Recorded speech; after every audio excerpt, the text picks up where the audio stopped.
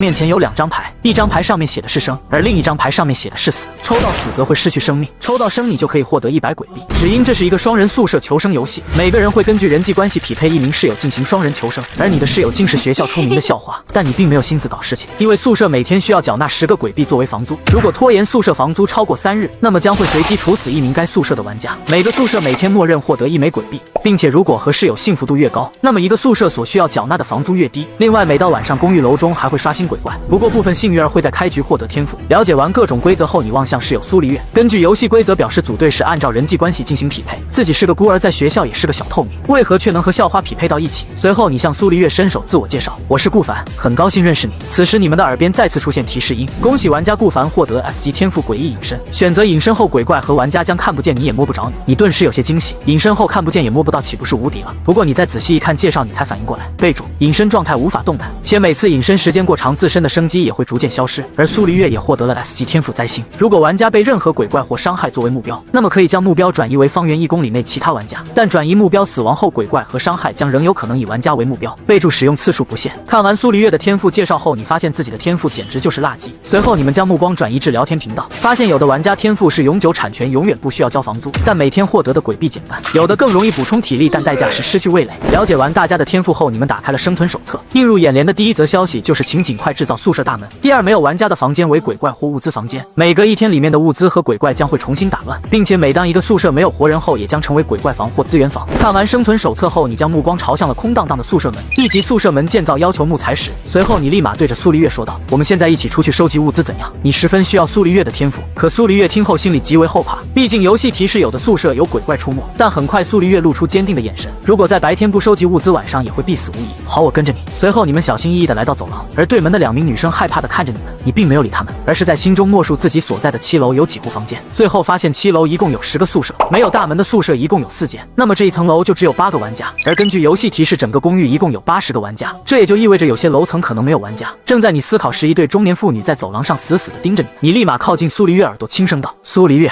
如果等会有怪物盯上你的话，你直接发动天赋让鬼怪去追那对夫妇。苏黎月浓重地点了点头。随后你们打开房间门，发现里面有张桌子，桌子上则有一把冒着黑光的匕首，鬼气匕首，蕴含一点鬼气的匕首可以刺伤鬼怪，也可以分解成木制品获得木材，品质普通，价值50鬼币，耐久度100。正当你们惊喜是好东西时，那对夫妇中的男子立马来到跟前开口，小伙子见着有份，你获得了什么能给我看看吗？你二话不说就将匕首掏出来对着他的胸口扎了过去。中年男子吓了一跳，立马退后。你挡在苏黎月面前，冷冷地看着对方，这是我们冒着危险找到的，不可能给你。吵闹声立马吸引了其他玩家的注意，见此中年夫妇只好离开去别的房间。随后你拿着匕首看向了身旁的桌子，可以分解木制品获得木材，那桌子也算木制品吧。随后你蹲下来拿着匕首割掉了一条桌子腿，获得木材5。与此同时，中年夫妇来打开了隔壁的宿舍门，突然里面伸出一只青色手臂，瞬间将中年男子的头颅捏碎，旁边的中年妇女吓得大声尖叫，而一旁的你们也出了一身冷汗，因为整个过程3秒都没有。此时公寓中播报了一条消息，第一个死去的玩家为江姐，请各位玩家注意，若想确定宿舍门内有没有危险，可以选择先敲门，说不定会有奇效。你在听完播报声后立马向苏黎月道歉，对不起苏黎月，如果我们开的是709的门，以我们的反应能不能使用天赋躲过攻击都不清楚。苏黎月虽然脸色苍白，但是连忙安慰，没关系的顾凡，没有你说不定这把匕首我们还拿不到。思考了一下，你紧紧握着手里的匕首来到了709门的面前。顾凡，你做什么？里面可是有鬼的，不怕危险吗？在众人惊讶的目光中，你礼貌地敲了709号的门，只见门后面传来巨响，但门并没有打开。原来如此。然而此时一旁的中年妇女愤怒地盯着你，你为什么见死不救？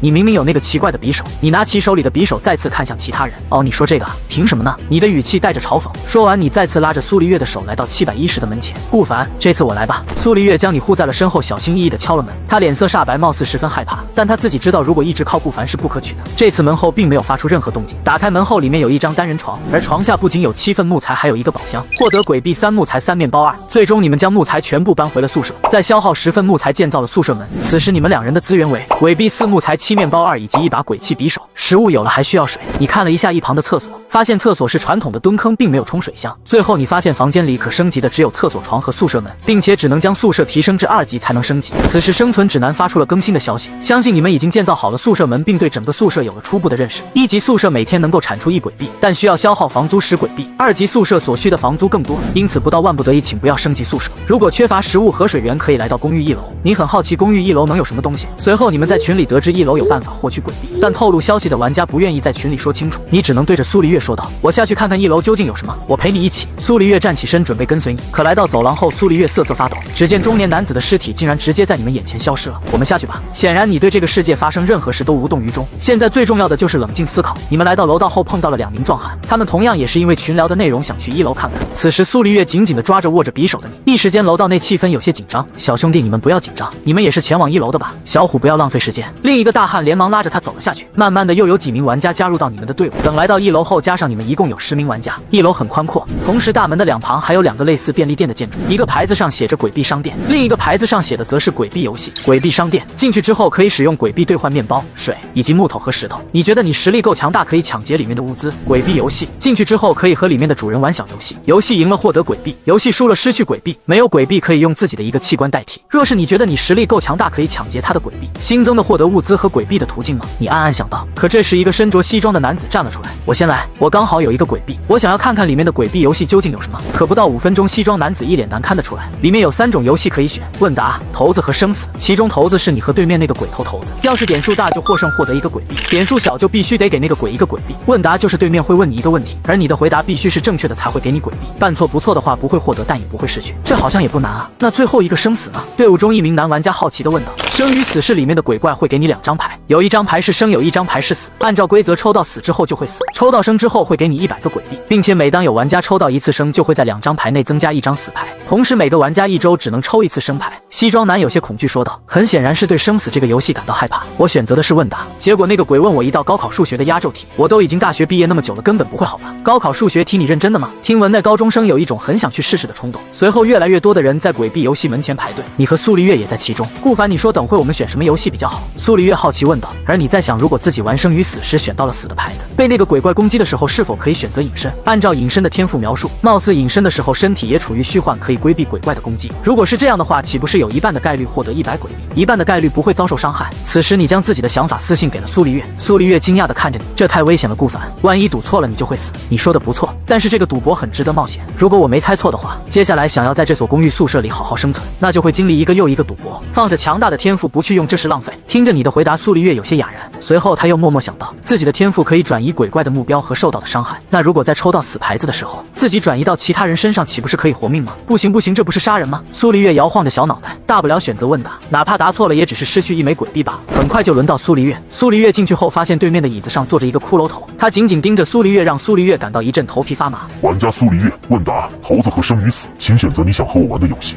我选择问答。请问这个世上有鬼吗？苏黎月顿时有些懵逼，面前不就是能够说话的鬼吗？有鬼！恭喜玩家获得鬼币。他没想到问题居然这么简单。很快轮到你再次进去。玩家顾凡，问答：骰子生与死，选择你想和我玩的游戏。你并没有直接选择游戏，而是问了一句：如果我选择了生与死，并且选到了死的牌子，那你会用什么方式攻击我？如你所想，骷髅头并没有回答。我明白了，我选择生与死。说完后，你的面前瞬间出现2张卡牌，你没有犹豫，直接选择了左边一张死牌。你瞬间慌了，还真这么倒霉。随后骷髅头瞬间向你冲过来，你连忙发动天赋诡异隐身，下一秒你全身变得僵硬，周围变成虚幻之色。只见骷髅头立马停住，随后又返回座位。你眼里闪过窃喜，这是不是代表逃过骷髅头的追杀了？随后你将自身的隐身状态慢慢解除，突然一股怪力将你推了出去。苏黎月看到你出现后，立马松了口气。顾凡怎么样？等会私信告诉你，失败了，不过却没事。你摇摇头，很显然现在人多眼杂，大部分玩家都注视着自己。苏黎月点点头，提议道：去看看这个鬼币商店吧，说不定有我们需要的东西。你们走进商店，发现货架上只有食物、水源以及木材和石头，其中食物、水、木材都是1枚鬼币一个，石头则是2枚鬼币一个。而目前你们2人一共有5个鬼币，由于先前还获得了2个面包，不缺食物，最后你们只购买了1瓶矿泉水。吃饱喝足后，你们继续回到宿舍楼收集物资。一旦碰到里面的怪物攻击，你就使用隐身直接规避伤害。一天下来，你们收集的鬼币已经有了17个，还有木材40个，石头10个，2个棉花和1张图纸。直到傍晚6点整，宿舍突然出现广播：注意，还有5分钟天黑，请所有玩家天黑之前回到宿舍，昌鬼将在夜晚出现。你也有些紧张，手里紧紧握着鬼泣匕首，通过木门的猫眼看着走廊。你发现对门那对女玩家依旧蜷缩在角落，而且他们也没有造门。看到你的身影，他们起身来到你的门口。其中的高个子姐姐连忙问道：“大哥哥，你能不能收留我们？我们不想死。”你没有开门，而是冷声问道：“你们白天干什么去了？”那两姐妹哑然不知道该说什么好。大哥，我是女大学生，你愿意放我和我妹妹进来吗？我可以陪你。那姐姐继续说道。苏丽月本来还犹豫要不要劝你放他们进来，听到这句话顿时打消了一半的念头，而且她肚子有点不舒服。如果4个人待在一个宿舍，厕所味道得多大？不用了，有这心思不如去趁着这最后几分钟的时间去探索一间宿舍。你没有犹豫，直接拒绝。开什么玩笑？这种情况还陪睡，真是找死！而且自己身边又不是没有女人。苏丽月无论颜值还是身材都是顶级的存在。就在这个时候，夜晚已到，昌鬼降临，部分昌鬼会选择前往人数超过2的房间进行挠门。宿舍门被挠破，昌鬼将闯入宿舍内，人数越多，昌鬼挠门的数量和时间越多。请不要随意将自己的宿舍分享给别的玩家。你脸色一变，还好自己没有让对门的姐妹进来，要不然宿舍门就被挠没了。同时你还注意到那名中年妇女的宿舍门已经建造好，这么说来她一个人的宿舍反而是最安全的。此时苏黎月捂着肚子，脸色有些不太好。昨天是疯狂星期四，她刚好炫了40个黄金鸡块。不凡，我昨天吃坏肚子了。你有些无语说道。我可没有纸巾，自己用手，难不成你还想让我帮你？你用奇怪的眼神看着苏黎月，苏黎月简直欲哭无泪，捂着肚子冲进了厕所。而此时昌鬼已经开始一步步向走廊尽头走来，那姐妹俩不断用手敲着那对情侣宿舍的门，但那对情侣没有放他们进去。就在他们想要继续哀求的时候，一个全身皮肤灰色的生物站在了他们的旁边。下一刻，姐姐的脑袋瞬间被扭了下来。妹妹一边叫着一边来到708中年妇女的房门口，只见中年妇女突然开门将妹妹拉了进去，只剩下走廊上昌鬼啃噬骨头的咀嚼声。此时苏黎月从厕所出来，顿时房间一股味道，她带着歉意看着你，满脸的尴尬之色。不是她不卫生不愿意冲水，而是因为实在没有水。苏黎月就连手都没有洗。顾凡刚刚出事了吗？同时怪物还在走廊上不断晃动。按照游戏系统的规则，今天夜晚做鬼的杀人规则就是按照宿舍内的人数，超过2人就会被他挠门，而第7楼的宿舍现在都是2人，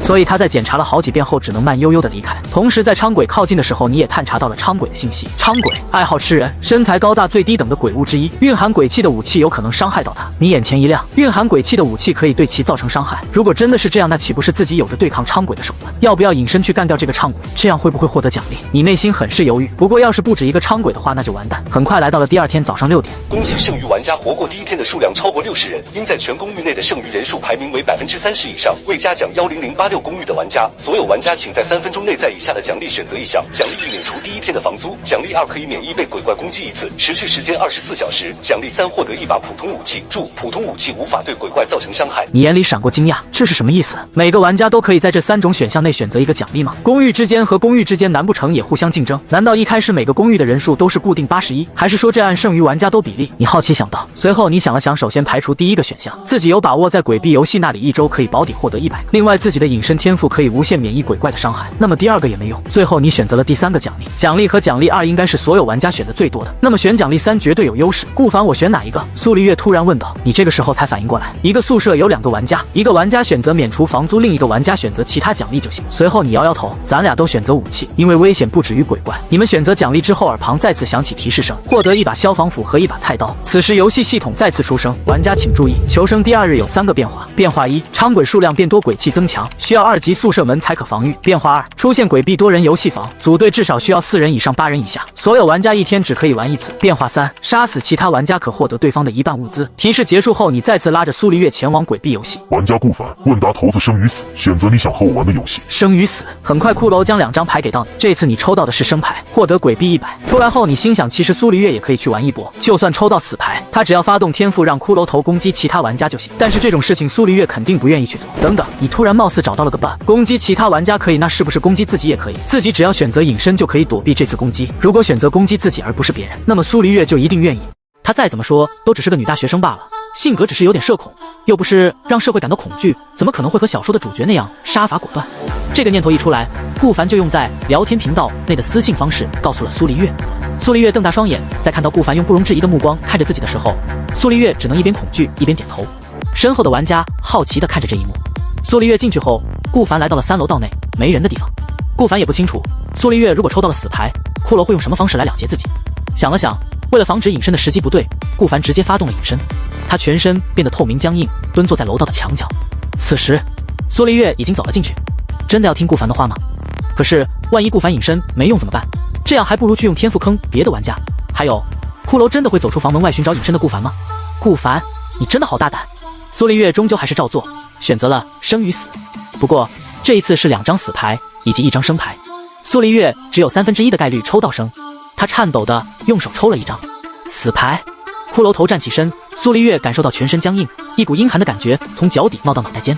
她连忙使用天赋灾星，顿时一种奇妙的感觉出现在苏丽月的脑海之中。她的视角转变为方圆1公里内，这1公里内的景象灰蒙蒙的，但是却有整整3座公寓，3座公寓内一共153个人。她可以随意将这次遭受的攻击选择153个人的随机一人。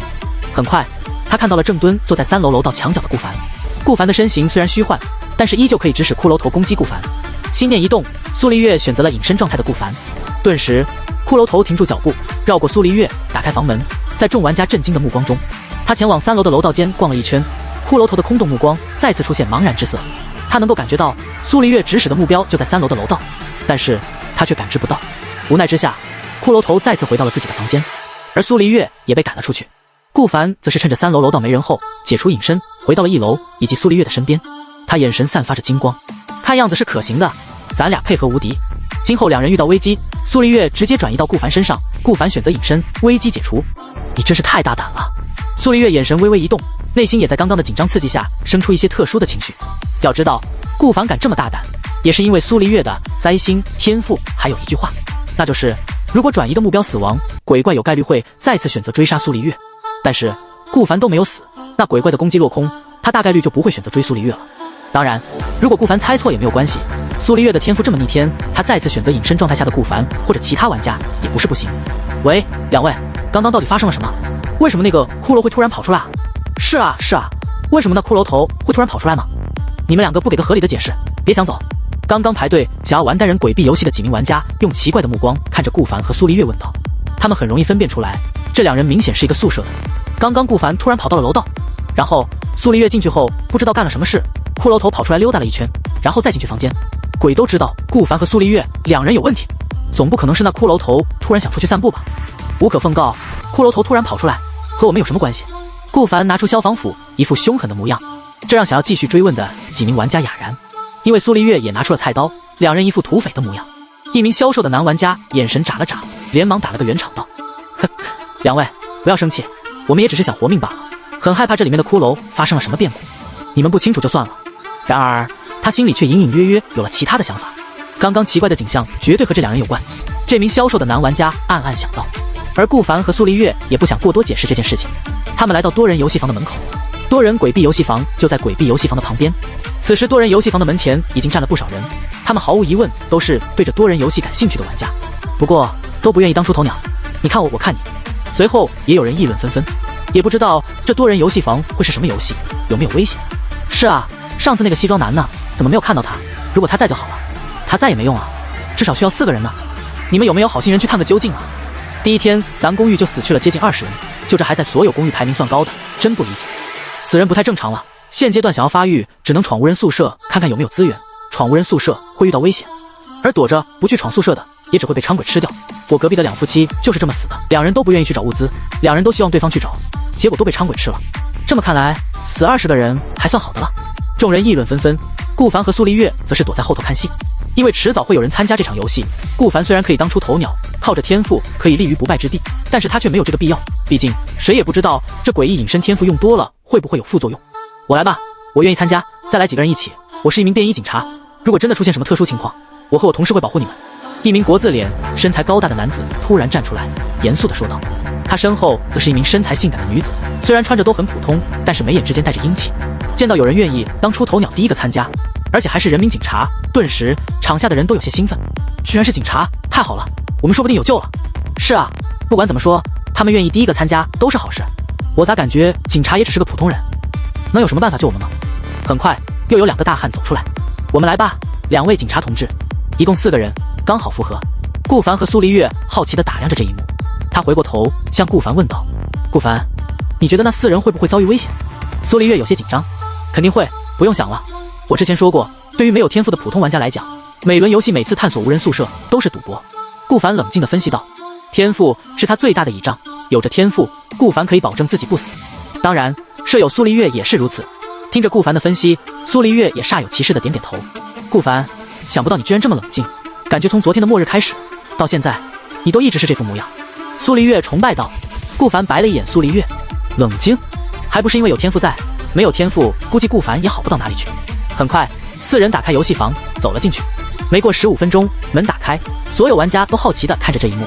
只见4人走了出来，其中3人完好无损，一名大汉的左手却消失不见，碗口整整齐齐，甚至骨头和血肉都能看清。此时还在地上不断滴着血，他的脸色煞白，满脸恐惧，且不断哀嚎。另外一名大汉也阴沉着脸，带着自己的舍友连忙离开，估计是想找办法止血了。现阶段，如果出现这种程度的失血，估计要凉了。众人暗暗想到：警察同志，到底发生了什么？那名脸色同样不太好的男警察犹豫了一下，缓缓说道：多人游戏一共分为3种，团队游戏、竞争合作以及室外生存。其中，按照那里面的骷髅所说，单人获得的奖励从高到低是室外生存、竞争合作、团队游戏。从危险系数来看，则是室外生存最危险，竞争合作以及团队游戏相当。但是团队游戏的人数至少需要6人以上，所以我们刚刚选的是竞争合作。那具体的游戏呢？那名销售的男子凑过来好奇问道：是刚刚质问顾凡和苏丽月并且打圆场的家伙。警察缓缓说道：我们被抽到了羽毛球，2人对2人，一个宿舍对另一个宿舍，败者的宿舍将随机抽取1人摘取某个器官或者某个部位。那个玩家失去的是左手，我和我同事赢了。那你们赢了，获得了多少鬼币或者奖励？那男性警察刚想说，但是却被一旁身材凹凸有致的女警察拉了一下。他摇了摇头，2人最后选择了闭言不发，然后离开。什么嘛，这也算警察？就是，获得了多少鬼币也不愿意分享。可以了，这些情报足够了，而且不要忘记，今天的第2日变化之一，杀死玩家后会获得他们宿舍1半的物资和鬼币。他们选择隐瞒，太正常不过了。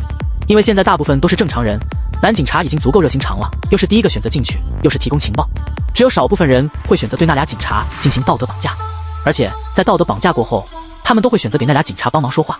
那么谁第2个去？众人你看看我，我看看你。多人游戏房显然比单人游戏房危险多了，但是危险多也代表着机遇足，只有一部分玩家离开，剩下的都在观望。2位，不如和我一同参加。我叫王烨，是一名上班族。那销售男子突然对后面的顾凡2人说道：这2人好像是刚刚在单人游戏房闹出动静的。是啊，很古怪，小声点，别被他们听到了。顾凡和苏丽月对视一眼，来吧，我们也想看看究竟里面有什么游戏玩。顾凡点了点头，王烨也没有对2人隐瞒姓名不满，反正公寓就60多人。很快他旁边也出现了个女孩子，4人准备参加游戏。不过在这个时候，有2个长相普通的男子也凑了过来，加我们吧，如何？一共6个人，人越多，说不定遭受惩罚的概率越小。顾凡当然欢迎，因为人一多就可以选择团队游戏了。6人依次走了进去，顾凡和苏丽月是最后进去的。里面是个空旷的巨大房间，和在外面看的时候根本不一样，总有一种古怪的感觉。这就好像在外面看还是一个小房子，走进去后就变成了大房子。玩家王烨、王梅梅、柳南、陈正明、顾凡、苏丽月，选择你们想要玩的游戏。一名骷髅在这巨大房间的中央，用空洞的目光看着众人说道：请在以下3种游戏室外生存、竞争合作、团队游戏之中选择。顾凡留意了一下，这6人名字的顺序刚好就是进门的顺序。王烨突然喊道：能否解释一下这3种游戏？骷髅也没有拒绝，直接描述了一番。总结下来就是，室外生存是所有人来到公寓外，然后在指定的地点里生存1晚上，如果回来，那么1人可以获得至少150枚鬼币。公寓外此时一片乌漆麻黑，很显然外面有不知名的危机，室外生存是最危险的。其次，竞技合作，2两一组，互相对抗，有各种运动，比如刚刚的羽毛球，又比如其他的游戏。如果有同宿舍的人，那就会2舍友自动组队，只有人数为偶数才能选择竞技合作。最后，团队游戏需要至少6人共同完成一个组队游戏。顾凡此时突然想到，那就是如果是5个人的小队的话，那岂不是只能选择室外生存？他松了口气，还好来的是6个人。怎么说，诸位选择团队游戏吧。竞技合作的2两一组太危险了，刚刚那人的左手都没了，我选择团队游戏。陈正明突然说道。很快，除了顾凡2人，4人都选择团队游戏。顾凡点点头，没有反驳，但是他却不认为团队游戏就是安全的。团队游戏和竞技合作的危险性明明是一样的，只不过惩罚是从失败的2个人选择其一，变成参加的6个人选择其一。不过顾凡也懒得解释，见6人选择团队游戏，骷髅点了点头。很快，他仿佛进行了几秒钟的思考，缓缓说道：你们6人即将进行的游戏为传头骨。传头骨，骷髅会摘下自己的骷髅的头部，将头骨递给进门的第1个人。6人围成一圈，随后一阵音乐响起，第1个人从开始按顺时针或逆时针方向快速传递头骨。当歌曲戛然而止之时，头骨在谁手中，谁就得受到惩罚。惩罚内容如下：失去1到2个器官或者部位。注：可用100枚鬼币用来代替惩罚。注：当另一个人向你传递头骨，可以有3秒钟以内的反应时间，一旦3秒钟之内不接取头骨，将视作失败。除了受惩罚的玩家，其余5个玩家将平分100枚鬼币。骷髅很快说完游戏规则。游戏规则并不难，和小时候的幼儿园小学生玩的传花朵差不多，只不过那个时候谁若是拿到花朵，谁就得做一些不痛不痒的惩罚，多为娱乐为主，比如上台在同班同学面前表演节目之类的。顾凡依稀记得自己小时候和老师同学玩这种游戏等等时候，到了音乐快结束的时候，班上有些毕哥毕姐拿着花朵就是不传，然后等音乐结束受到惩罚上台表演。也不知道这种人若是玩现在的传人头的游戏，还敢不敢拿着人头不传？丢一个器官可比上台表演节目帅多了。给了众人几秒钟时间，众人震惊的目光中，骷髅将自己的脑袋摘下来，然后递给了王爷。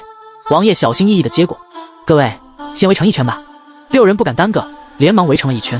随后一阵诡异空洞的声音响起，如同咒怨一般，听得众人毛骨悚然。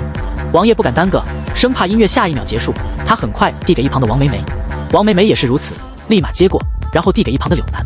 柳南再次递给陈正明，陈正明递给顾凡，顾凡递给苏黎月。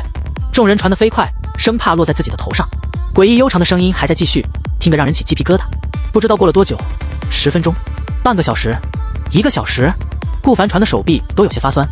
明明第一个游戏都没有这么长的时间，他心里很是奇怪，甚至已经有人发困了。苏黎月一旁的王爷突然低下头，貌似陷入了沉睡，就好像上数学课那样，明明已经很认真听讲，可是还是控制不住眼皮低下头。见状，苏黎月拿着骷髅头连忙大喊道：喂，快醒醒，你想死吗？根据一旁苏黎月的提醒，王爷立马清醒过来。要知道自己如果3秒钟不接，可是大概率会死的，现阶段失去一条手臂、一条腿或者一个胃，和死去有什么区别？他费力地接过头骨，然后传递给一旁的王梅梅。时间再次拉长，不只是王爷，其他玩家也都有些眼皮打颤。这诡异的声音又臭又长，在精神上产生巨大的折磨。终于音乐停了，王梅梅脸色惨白地拿着手上的头骨，她不敢置信地看着一旁的王爷。王爷同样也是如此，他后悔了，他后悔没有将头骨一开始递给一旁的苏黎月。如果递给苏黎月的话，那自己的妹妹一定不会拿到这头骨，取而代之的就是苏黎月了。还有刚刚自己的犯困，如果自己不犯困的话，传得快一点，就不是自己的妹妹王梅梅了。这到底……王爷情绪低沉，低下头，不愿意看王梅梅。王梅梅受到惩罚，抽取成功选择器官为左眼，王梅梅将失去一只左眼。失去头骨的骷髅头走到王梅梅的面前，伸出手指骨挖穿了王梅梅的眼睛。顿时惨叫声在整个房间响起。王梅梅痛苦地捂着自己的左眼，她在穿越前就是个火影迷，整天幻想着自己的宇智波的族人，尤其是那些宇智波的帅哥换眼睛的时候挖掉自己的眼睛。中2的王梅梅觉得那个时候可帅了，可是现在王梅梅终于如愿以偿地失去眼睛，而且也是活生生被挖掉，她却不觉得帅，只觉得恐惧无比。获得40枚鬼币，顾凡和苏黎月耳旁突然响起提示音，除了王梅梅他们5人成功地完成游戏，顾凡和苏黎月一人20枚鬼币的话，那加在一起就是40枚。顾凡和苏黎月的宿舍共同财产来到了147枚鬼币，也算是非常富有了。至于王梅梅和王爷，他们兄妹俩一个遭到惩罚，一个完成游戏，那么就是获得20鬼币。一只眼珠子换取了20鬼币，也不知道他们2人到底有什么感想。王爷搂着自己的妹妹，死死地盯着那个骷髅。骷髅将王爷手里的头骨接回去，游戏完成，你们可以回去了。王爷心中充满了恨意，思索片刻，我应该怎么给我的妹妹止血？他向骷髅问道。骷髅有些意外，他一般摘取对方的器官之时，另一个人如果是亲戚朋友的话，多半会仇视他，甚至会说出狠话。他也没有想到，作为受到惩罚者的哥哥，王爷居然这么平静。今日鬼币商店说不定有创可贴卖。创可贴？这玩意可止住摘掉眼珠子包的血吗？多谢了。王爷阴沉着脸，搂着自己的妹妹离开。顾凡也走出去，看了一眼时间，明明感觉过去了好几个小时，但是却仅仅只过了5分钟。顾凡，我们接下来怎么办？苏黎月问道。单人游戏和多人游戏都玩了，收获满满。升级大门和厕所是没问题的了，甚至还可以把上下铺升级一番。跟着那对兄妹去鬼币商店看看，那窗口贴究竟是什么东西？顾凡说道。苏黎月点点头，真神奇，我感觉在那房间里过了至少1天，结果出来只有5分钟，这种感觉真不好。苏黎月抖了抖身体说道，心里也心有余悸。或许这就是灵异的力量，还有我们的天赋。你使用的时候应该也有不好的感觉吧？苏黎月点点头，看向周围没啥人，都被游戏房给吸引了，才开口道。是的，我使用灾星的时候，感觉身体很阴凉，就好像窜稀了一样，难受无比。苏黎月煞有其事地点了点头，分析着使用天赋的时候身体的各种感受。顾凡撇了撇嘴，默默地甩开苏黎月一些距离。苏黎月有些摸不着头脑，虽然他承认自己说这话有些不礼貌，但是顾凡又不是没看过，为什么要突然跑走？顾凡倒是明白为什么苏黎月会社恐了，无非是有时候说话太过抽象，然后导致对方不咋搭理苏黎月，然后再导致苏丽月没朋友，慢慢变得社恐。顾凡默默猜测，来到鬼币商店，里面的货物变得比昨天多了很多，不再局限于昨天的面包、泡面、水以及木头食材等。奶油面包 1.5 鬼币，普通便当 2.5 鬼币，金铁5鬼币，鬼气窗口贴成衣20鬼币，可以用来止血，有着意想不到的效果。库存18个，资源房间指引房间号10鬼币，库存20个，1000毫升水 1.5 鬼币，大概多了这么多。同时，鬼气窗口贴和资源房间指引房门号有库存限制，以及王爷和王美美也到了。很快，在顾凡好奇的眼神中，王爷购买了一个鬼气窗口贴，将其打开后贴在了王梅梅的左眼上。顿时，在淡淡的黑气下，王梅梅的左眼的血被止住，她捂住眼睛，也不再哀嚎。真神奇！顾凡感慨道。其他购物的玩家也都惊奇地看着这一幕。不过可惜，大部分玩家都没有20枚鬼币呢。现在绝大部分玩家连房租都付不起，更别说购买这个神奇的窗口贴了。顾凡想了想，买了2个做应急，这玩意的神奇效果，哪怕再卖出去也不亏，更别说还限量，说不定等有人需求，还能小小赚一笔。苏丽月虽然看得有些心疼，但是想到两人貌似靠着天赋，并不缺资源，对比其他人，他们俩真的算是开挂了。除此之外，还花了15个鬼币买了10瓶1升的水，便当买了2份，面包买2个，食物方面消耗了8个鬼币。至于鬼府建造图纸需要的金铁之类的，并不着急，金铁卖的鬼币确实太贵了，一个金铁就需要5个鬼币，简直是抢钱。石头的话，顾凡购买了20个，又花费了40枚鬼币。这下，顾凡消耗的鬼币足足有103个，还剩下44枚鬼币。这阔绰的出手让一旁的王爷一愣一愣的，不只是王爷，还有其他玩家。为此，顾凡也懒得辩解，不可能为了低调不出名，减少危机，从而一辈子不去商店买东西吧。苏丽月紧紧握着菜刀，站在顾凡的旁边，美眸中满是警惕。购物的东西都可以放在背包，顾凡也不怕被抢。就在这个时候，所有玩家耳旁响起提示声，检测到宿舍703层为本座公寓第一个一次性消耗100枚鬼币的宿舍，奖励宿舍703玩家顾凡、苏丽月2人获得随机图纸乘1，获得木头乘20，获得石头乘10，获得金铁乘5。与此同时，杀死顾凡或者苏丽月1人的玩家将获得宿舍703的全部财产。3天内杀死顾凡和苏丽月的玩家将获得宿舍703的2倍财产。10086公寓的宗旨：风险和机遇一直并存，风浪越大，鱼越贵，请所有玩家牢记这一点。提示音刚结束，顾凡眼里就闪过阴沉之色，他很明显能够感觉到周围的部分玩家开始对自己和苏丽月虎视眈眈。这个公寓长可是真他妈的傻逼！顾凡怒骂道：别看给了一些资源，但是与之相对的风险也大了很多。这么一搞，难免这几十人的公寓有人要找他麻烦。林子大了，什么鸟都有。现在没了法律约束，总有一些法外之徒会想着走捷径，这些都是不可避免的。而之所以周围玩家都能够知道在商店2人就是顾凡和苏丽月，很显然因为刚刚的播报。走，顾凡手里拿出消防斧，牵着苏丽月的手离开。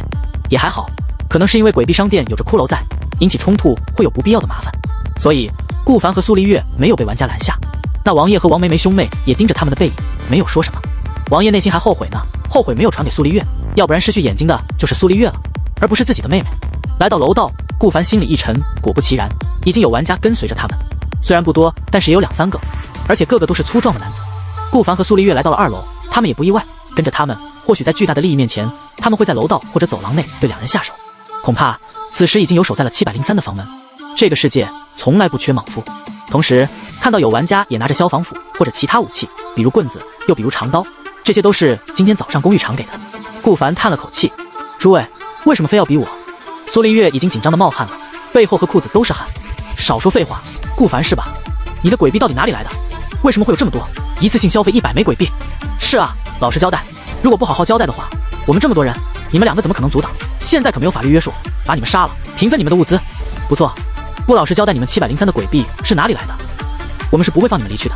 顾凡笑了笑说道，很简单，赌命啊。顿时现场一片寂静。怎么还清楚那100鬼币哪里来的吗？不是只有1/3的概率才能获得吗？有名壮汉好奇道。是啊，大不了就是死而已嘛，可惜我赌对了。顾凡咧嘴笑道。疯子！几名想要阻拦顾凡2人的玩家顿时心里打起了退堂鼓。这 TM 不是疯子是什么？昨天1/2的时候不赌，等有人去赌输了打了，现在变成了1/3的时候还敢去赌。还有一些鬼币是我刚刚和我舍友玩游戏获得的，多人游戏就在那，可以放我们回去了吗？顾凡笑眯眯道。听到顾凡这么说，已经有3名玩家离开，还有4名玩家在这犹豫不决。因为杀死顾凡获得的物资确实多啊，而且顾凡就2人，他们还有4人呢。见到这种情况，顾凡将消防斧收起来，手里拿出鬼气匕首，虽然不知道鬼泣匕首伤到人有什么用，但是既然这把武器带了鬼泣2个字，肯定比普通武器好吧。同时在他们的视角里，顾凡将手里的消防斧换下来，换成更隐蔽的匕首，这让他们以为是示弱。这样吧，我们也不想杀你，你将物资全都给我们，如何？有名玩家突然提议道。要个蛋的物资，杀了他可以获得2倍物资，这不是浪费了吗？直接动手，然后我们平分。苏丽月正想着要不要直接打开一个房间，然后被房间里的鬼盯上后，直接选择转移目标，转移到这几个坏人身上的时候，顾凡突然抱起，拿着鬼泣匕首，狠狠地朝着最近的那名玩家的胸口扎去。这举动震惊在场的玩家，以及一旁在远处看热闹的玩家。喂，真的假的？直接动手了？那把匕首怎么还冒着黑气？等等，你们看那个被捅的玩家，只见那名男玩家捂着胸口不断哀嚎，刚刚被刺伤的伤口就好像腐烂了一样，而且还冒着黑气，这到底是为什么？那名男玩家不断捂着胸口，同时顾凡没有犹豫，心里发蛮，再次对着他的脑袋捅了几下。不得不说，鬼泣匕首确实好用，削铁如泥，非常锋利。放开我朋友！另一名舍友拿着长刀砍向顾凡，顾凡原地不动，施展隐身的天赋。而这个时候，长刀划过顾凡的脖子。隐身的名字之所以是诡异隐身，那就是可以在隐身的同时还能够变得虚化，这就好像火影忍者里的带土一样。当然，在众人眼里，此时顾凡的身影貌似闪了一下。苏丽月反应过来了，拿着菜刀对着那个玩家砍了一下，砍伤了他的胳膊。而另外2个玩家看样子是一伙的，他们对视了一眼，直接默默移开脚步，成为那群吃瓜群众的一员。开玩笑，那顾凡的手段毫无疑问是强大的天赋，这也能够理解为什么顾凡敢去赌命。长刀划过顾凡脖子，扑空的一幕还历历在目。同时，顾凡用鬼泣匕首捅了几次的男子挣扎了一下就不动了，好像睡着了一样。击杀玩家刘大明，获得506宿舍的1半财产。木头乘15，石头乘10，1000毫升水乘2，面包乘2，鬼臂乘12，长刀乘1。顾凡眼里闪过喜色，虽然自己这是第一次杀人，全身都有点发抖，但是很显然，获得的东西确实不错。鬼泣匕首也仅仅只是消耗了2点耐久度，就获得了这么多资源。当然，除了鬼泣匕首有耐久度，顾凡和苏丽月的3把普通武器、消防斧以及菜刀，还有长刀都有。顾凡冷冷地看着刚刚那个使用长刀攻击自己的玩家，他手里的长刀依旧在，看样子顾凡获得的武器是死去玩家背包里的。这也说明，如果一个宿舍有2把武器，杀死了其中一个玩家，获得的武器大概率是杀死玩家的武器，而不是另一个还没有被杀死玩家手里的武器。鬼，你是鬼，刚刚为什么砍不到你？说完，他就连忙后退，眼里闪过恐惧。苏黎月，顾凡喊了一声背后的苏黎月，斩草除根。苏黎月先是一愣，然后郑重的点点头，来到2楼，随意开了一间无人宿舍。下一刻，一只漆黑的大手抓向苏黎月，抓破了苏黎月的肚子，鲜血流了出来。苏黎月感受到一阵剧痛，连忙皱着秀眉，发动天赋。此时此刻，整栋公寓仿佛暂停，因为是方圆1公里，他很清晰地察觉到整栋公寓的所有玩家，目前还有57人。随后，苏黎月将自己遭遇的一切转移到刚刚用长刀攻击顾凡，但是却扑了空的玩家。很快，苏黎月的肚子完好无损。一只漆黑的厉鬼想要夺门而出攻击那个长刀玩家，然而或许是规矩不允许，又或许是这漆黑厉鬼的身份地位没有骷髅高，他最终还是关上了房门，回到了房间。而楼道这边，下一刻，在众人恐惧的目光中，长刀男子的肚子一瞬间破开，鲜血和内脏流露出来。灾星，被鬼怪盯上或者遭受任何攻击，可指定方圆1公里内的玩家代替你遭受鬼怪的袭击，或者代替遭受任何攻击。注：鬼怪杀了代替你的玩家，他有可能会重新盯上你，也有可能会离开。注：当方圆1公里内没有任何玩家的时候，此天赋将没有任何作用。灾星强大吗？很显然是强大的。攻击顾凡的长刀男子在灾星的力量下被破开肚皮，肠子都流了出来，很显然是活不长了。除非有人愿意将肠子塞回去，顺便贴上鬼泣窗口贴，还可以靠着灵异的力量试试。但是很显然，他舍友先被顾凡痛死，再加上刚刚要一起围攻顾苏2人的玩家退缩，现在只剩下他一个人，只能慢慢等死了。但是灾星的副作用也很明显，伤害并没有消失，而是进行转移。对其他玩家除了顾凡来说，苏黎月的天赋具有很强的危险性。而且当周围1公里没有其他玩家的时候，苏黎月的天赋就是个摆设。看来这就是灾星的副作用。说句实话，顾凡也没有想到穿越第2天就会和玩家产生冲突。当然，这一切的推波助澜都是因为那公寓长。此时苏黎月已经回到了顾凡身边，他完好无损，但是却脸色苍白。刚刚那一下的痛感确实让他受不了，比拉稀还难受。谁想打我们703的注意，就是这个下场。顾凡放下这句话，拉着苏黎月上楼，击杀玩家吴勇，获得506宿舍的1半财产。木头乘15，石头乘10，1000毫升水乘2，面包乘2，鬼臂乘12，长刀乘1。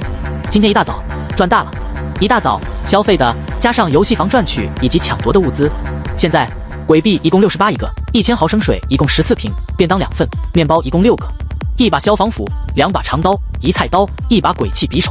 随机图纸成1，鬼斧图纸成1。至于材料，木头67个，石头60个，金铁5个，棉花2个，是目前顾凡和苏丽月703宿舍的财产，在整个10086公寓之中也算最富有的。回到宿舍，顾凡和苏丽月神情依旧紧张，他们大口喘气，很显然不太平静。尤其是苏丽月，身体还在微微发抖，也不知道是不是因为刚刚疼的，还是因为害怕。顾凡，我们杀人了。苏丽月率先出声道。顾凡点头，没办法，我们不杀，他们不会放我们离去的。公寓一共几十个人，不能保证每个人都是好人。刚刚那7个人，如果不态度强硬，他们会围住我们，把我们杀了，然后再把你。我知道。苏丽月打断了顾凡后面说的话。我当然知道，所以我才听你的，顾凡。可是我看到因为我那名玩家的肚子被破开，内脏流了一地，依旧感到非常难过。顾凡，你能懂我意思吗？苏丽月拉着顾凡的手，红着眼说道。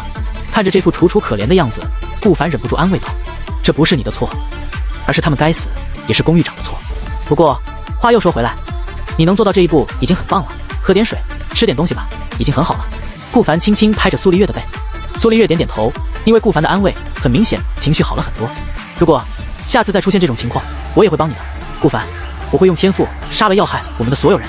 苏丽月突然说道。顾凡一愣，随后郑重点头说道：我也是，我们是舍友，也是命运共同体，有谁要伤害你，我就伤害谁。两人喝了一口水，苏丽月也吃了个面包垫了垫肚子，至于便当的话则是中午再吃。顾凡顺便打算给破旧木门升级，然而很快耳旁就响起提示，提示内容是需要先给宿舍升级到2级。想到之前的要求，每个家具的等级上限貌似不能超过宿舍的等级上限。顾凡查看了一下整体宿舍，同时新的界面出现，1级宿舍每日产出鬼币乘1，2级宿舍升级要求鬼币乘50，木头乘30，石头乘30，打开过的无人宿舍数乘5，玩过的鬼币游戏数乘2。升级之后，2级宿舍每日产出为2鬼币，每日宿舍费用提升至15鬼币，获得随机1级家具乘1，面积由10平米提升至20平米，提高家具等级上限至2级。注：公寓内前10名升级到2级宿舍的宿舍，可以将拖欠房租的日期从3日提升至5日，可以获得器官卡片乘1，器官卡片可以在游戏失败后选择上交器官卡片来抵消1次器官。2级宿舍升级的要求居高，但是福利却也很不错，每日产出可以忽略，才2个鬼币，房租也提升到15鬼币，但是前10名的宿舍拖欠的天数提升到5天，延缓了很多时间来筹备鬼币，同时还可以获得器官卡片乘1，用来抵消游戏失败的惩罚，以及获得新家具，提升家具等级上限，只要鬼币充裕，选择升级宿舍绝对没有任何问题。只是顾凡很好奇，为什么第1名升级至2级宿舍没有什么特殊奖励？不过想想还是算了，风险和奖励并存，鬼知道公寓长又会搞什么幺蛾子来坑他。顾凡选择升级。下一刻，在2人震惊的目光之中，狭小的宿舍内出现淡淡的黑雾，原本拥挤的空间在黑雾的作用下，像是被一只无形的大手缓缓拉扯，逐渐变得开阔起来。两人惊愕地看着四周，墙壁缓缓后退，地面不断延展。仅仅片刻，原本10平米的小空间已然摇身一变，成为了至少20平的房间，前前后后都拉长了一些。2级宿舍升级成功，每日产出鬼币乘2。3级宿舍升级要求鬼币乘200，木头乘100，石头乘100，金铁乘50，外出过3次，获得器官卡片乘1，获得新家具破旧木箱乘1，等级1，破旧木箱可以装20个东西，每个相同东西数量最多100个。升级要求鬼币乘10，木头乘10。顾凡的跟前也出现一个破旧的木箱，材质和破旧木门一样，将其打开，在里面可以放20样不同的东西，也算好用。顾凡将其放置在桌子旁边，随后他继续消耗了10枚鬼币，20个木材给木门升级到2级。只见那扇原本破旧不堪的木门和先前的升级宿舍内一样，此刻正散发着奇异的黑雾。破旧木门之前满是岁月的痕迹，坑坑洼洼，可就在这神秘黑光的笼罩下，原本坑洼不平的木板竟如同被一双无形的大手轻轻抚过，那些凹陷之处一点点地被填平，裂痕也在以肉眼可见的速度愈合。仅仅眨眼间，木门就变得光滑无比，变化程度和2级宿舍一样诡异，并且十分迅速。2级宿舍门普通木门升级成功。3级宿舍门建造要求石头20，鬼币乘20，宿舍升级到3级。到了现在，顾凡消耗的物资是60鬼币、50木材以及30弹头，两人现在的鬼币数量已经跌到了8个了。休息过后，得赶紧去搜刮了。看着周围空旷很多的小房间，一时间苏丽月有一种养成的快感，这就好像在玩我的世界一样，建造房子家具。只不过并不是只有自己在玩，在和顾凡一起联机一样。不过很快，苏丽月貌似想到了什么。顾凡，根据公寓长的提示，今天晚上必须得升级到2级木门，可是物资你也看到了，至少需要2级宿舍外加2级木门的资源。现阶段除了我们，真的有人可以升级成功吗？苏黎月好奇问道。是啊，能有10间宿舍做到就算好了。看来今天晚上要死很多人了。顾凡叹了口气，除非今天还有新的获得鬼币的方式，不然就一个单人游戏，一个多人游戏，外加闯荡有危险的无人宿舍，很难获得2级宿舍门的要求。随后2人出去闯无人宿舍，遇到的危险都被天赋化解，搜刮了不少资源。鬼币数量重新到100，木头、石头也有过100，金铁来到10多个、20个，还有5个卷纸、3张布以及一些棉花。苏黎月太高兴了，昨天上完厕所没有纸，导致脏兮兮的，现在终于可以好好擦擦了。更重要的是，随机图纸又搜刮到了1个，加在一起，现在一共有2张随机图纸了。时间到了中午，顾凡和苏黎月吃完饭前，使用了2个随机图纸。普通椅子图纸乘1，普通斧头图纸乘1。看了一眼这2张图纸，貌似没什么用，将其先放在木箱了。吃过午饭，顾凡有点困了。苏黎月，我先睡个午觉，睡半小时。言外之意就是让苏黎月守夜，2个人必须要有1个人醒着才可以。你先去睡吧，我会照看好的。半小时叫我起来，你再睡。顾凡提醒道。很快，轻微的呼噜声响起。苏黎月眨了眨眼睛，见顾凡貌似真的睡着了，拿起卷纸偷摸的来到厕所。上过厕所后，有了卷纸的苏黎月终于可以用卷纸擦干净身子，然后再用卷纸覆盖成果，这样就可以不用那么尴尬了。等等，要不我现在用鬼币和木材升级一下厕所？苏黎月想了想，将顾凡喊起来。顾凡有些懵逼，他才刚刚睡着，半个小时了吗？没有，顾凡，我想升级厕所。那你升啊，喊我起来做什么？苏黎月消耗了20枚鬼币、10个木头、石头，将厕所升级到2级。下一刻，厕所门也变得和宿舍门一样漂亮了许多，整个厕所的空间也变大了。苏黎月的成果也消失不见，但是依旧没有找到任何冲水按钮，仅仅只是让厕所变大了一些，变精致了一些，好像也没有任何出水的按钮。苏黎月叹了口气，捶了一下小肚子，早知道穿越前就不吃那么多了，估计晚上还得上一趟。同时他也挠了挠身体，一天没洗澡，虽然自我感觉身体没什么味道，但是依旧感觉脏兮兮的，也不知道顾凡会不会同样的感觉。怀揣着好奇心，苏黎月踮起脚尖来到上铺，拍醒了顾凡。喂，顾凡，你昨天没洗澡，你身体难受吗？我感觉背上和屁股痒痒的，你呢？顾凡看了一眼时间，才睡了10分钟不到，被苏黎月喊醒2次。他黑着脸幽怨地看着苏黎月。苏黎月，你让不让人睡觉？痒就拿鞋子拍拍。顾凡怀疑苏黎月脑子有大病。苏黎月缩了缩脖子，他幽怨地看了一眼顾凡，欲言又止。等半个小时过去，苏黎月用手拍醒顾凡。顾凡醒来，看了一眼时间，起身从上铺下来。你要去睡吗？也休息半小时，我来帮你守。苏黎月点点头，也睡了半小时。只不过顾凡吸了吸鼻子，房间内的厕所味道没了。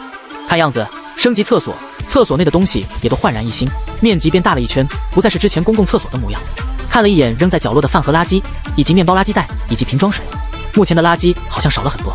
这么说来，升级到2级宿舍之后，昨天和上午留下的垃圾也都不见了，只留下今天的垃圾。这样看来也方便了很多。苏黎月昨天晚上睡得少，顾凡过了足足1个小时才将他叫醒，让他好好睡了一觉。随后顾凡打开生存指南，看看生存指南有没有更新。生存指南，当你看到这，说明你已经将宿舍升到2级。你也发现对鬼币的需求越来越大。然而每日开无人宿舍和多人游戏、单人游戏之中获得的鬼币和材料是有限的，尤其是无人宿舍，整个公寓有25层，除了第1层，每一层有10个房间，一共240个房间，其中有20多个房间是有玩家宿舍，也就是说只有200多个房间可进行探索。每个玩家每日只有4到5个房间可进行探索，每次探索又会有概率遇到危险。为此，若是想获得更多的鬼币，只能靠着不同的办法。以下有几个办法：一来是杀死其他宿舍的玩家，获得其鬼币；二来是杀死鬼怪，鬼怪死后也会掉落鬼币；三来或许公寓外面有什么好的机遇获得鬼币。3种办法：杀死玩家、杀死鬼怪，又或者来到外面，也就是多人游戏内的室外生存吗？顾凡点了点头。等到很多人玩家过几天升级了2级宿舍，通过生存指南上的更新，估计公寓内的玩家互相残杀的概率会变大吧。至于杀死鬼怪，顾凡不清楚自己能不能做到。那个鬼气匕首貌似很强大，扎在人的身上直接让其肉身腐烂。如果扎在鬼怪的身上呢？今天下午或许可以试试。若是鬼气匕首杀死鬼怪可以获得鬼币，那这个鬼气匕首以及可以建造的鬼斧估计会很正规，并且若是有和他们一样好运的玩家开局获得了鬼气武器，估计也会想着杀死鬼怪获得鬼币。顾凡拍了拍还在睡觉苏黎月，此时的苏黎月睡得口水都流了出来，还在不断磨牙，咂咂作响，也不知道这妮子在做什么美梦。苏黎月皱着眉头打开顾凡的手，莫哀老子。顾凡，那你下午睡觉吧，我自己去搜集物资了。顾凡喊道。听着顾凡的话语，苏丽月这才反应过来，貌似早已经穿越了。舍友并不是自己在学校的前舍友，而是新舍友顾凡。他有些懵逼，坐起身来：“你睡得挺香啊。”顾凡调侃道：“嗨嗨，我睡迷糊了。”苏丽月有些不好意思地看了一眼顾凡。顾凡和他分析了一下生存指南上的新提示。顾凡，也就是说，下午咱们要去用鬼气武器伤害鬼怪吗？不错，我把那鬼斧建造出来，然后匕首给你使用。顾凡消耗了鬼币乘20，石头乘15，以及金铁乘10，还有那鬼斧图纸，建造了一个全新的武器。至于普通的武器，则是先放在背包内备用。很快，一把漆黑的斧头出现在顾凡的手里，他挥舞了几下，还算不错的武器。走吧，李一月。顾凡推开房门喊道。苏丽月点了点头，拿起顾凡给他的匕首，小心翼翼地出门。两人一路探查，发现很多宿舍都被开过，地上也有一些玩家的尸体，有的失去了脑袋，和先前的江杰一样，有的则是心脏被挖取，有的被破开肚皮，流出大量鲜血。很显然，这些尸体是刚死不久，也可以作为评判门内有没有危险的依据。当然，一直依靠这个办法也是行不通的。为什么？因为过段时间地上的痕迹都会消失，这些尸体消失不见，就好像从来没有人来过一样。一路上遇到的玩家看到顾凡和苏丽月都会避开，甚至会直接扭头逃走。很显然，两人今天早上的威名已经在这栋公寓的所有玩家之间传开了，尤其是顾凡，他的天赋已经被很多玩家猜到。当那玩家使用长刀划过顾凡的脑袋时，直接穿透，再加上顾凡的身影闪了一下。不过这不是重点，很多宿舍被搜寻过也不是重点。今天下午，顾凡是想用斧头来攻击鬼怪，想要看看10点鬼气的鬼斧比鬼气匕首强整整10倍，究竟能不能对鬼怪产生一定的伤害，从而获取鬼币。最终，二人在一个宿舍的门前停留，门前尸体肚子被捅出了一个大洞，也就是说，这门后的鬼怪攻击玩家的方式是直接攻击肚子。顾凡，小心一点！苏丽月在后面提醒道，眼里闪过担忧。放心，睡觉爱流口水，爱磨牙的苏大校花，不用你担心我。顾凡耸了耸肩，安慰了一下苏丽月。苏丽月涨红了脸，气得哆嗦了一下。不过想想自己睡觉的时候确实会出洋相，还好两人不是一起睡觉，有着上下铺，要不然就真的太尴尬了。顾凡打开门，下一刻门内一只爪子突然出现。千钧一发之际，一共有2种选择：第一，直接隐身，爪子可以透过顾凡的肚子；第二，便是用鬼斧来砍这个鬼爪子。顾凡二话不说，直接选择第2种，使用鬼斧朝着鬼爪子砍去。鬼斧砍在鬼爪子上，嗷！一声怪叫从房间内响起。与此同时，这一幕也被后面的1305号宿舍的2个玩家看到了。他们2人惊恐地看着这一幕。原本他们以为顾凡死定了，昨天明明对面还是资源宿舍，但是今天宿舍更新之后，谁只要开对门的宿舍，就会立马被里面的鬼爪子给捅穿肚子，然后倒在地上死去。在看到顾凡的时候，还很幸灾乐祸，毕竟顾凡在他们眼里可是个杀人犯。可是现在，这种场面让他们头皮发麻。真的有人能够对抗宿舍门内的怪物吗？甚至还砍伤了门内鬼怪，让其发出凄惨的叫声。很快，门后面的玩家想了想，将这件事情发在了公寓的聊天频道，甚至还给顾凡2人拍了一张照片。很快，聊天频道内再次出现火热的聊天。与此同时，顾凡眼里闪过惊喜，鬼斧有效果。他推开房门，想要闯进去。入目眼帘的就是一个全身漆黑、长着牛角并且手爪锋利的鬼怪。牛鬼，脑袋似牛，低等级不入流的鬼物，爱好吃人的内脏，喜欢攻击人体的腹部。好，牛鬼显然不敢相信2人敢打开房门。按照规矩，此时已经可以将这2个人类碎尸万段，可是奈何那男人手里的武器让自己充满了忌惮。不过顾凡却上了，他的运气一直不错，仅仅2天就获得2把鬼气武器。其他玩家有没有获得他不清楚，但是他很清楚，其他玩家在没有隐身保命的技能下，是绝对不敢轻举妄动的对鬼怪出手。他拿着鬼斧朝着牛鬼身上一劈，好，牛鬼的肩膀被劈开一道伤口，黑气在其中蔓延。他的爪子朝着顾凡用力一抓，顾凡来不及躲避，直接使用诡异隐身，如同虚化一样，顾凡不仅消失不见，而且牛鬼的爪子透过顾凡扑了个空。趁着牛鬼爪子扑空的后摇时间，顾凡直接对着牛鬼的脑袋劈了过去。然而顾凡突然看到鬼斧闪了一下，鬼斧身上居然出现了裂痕。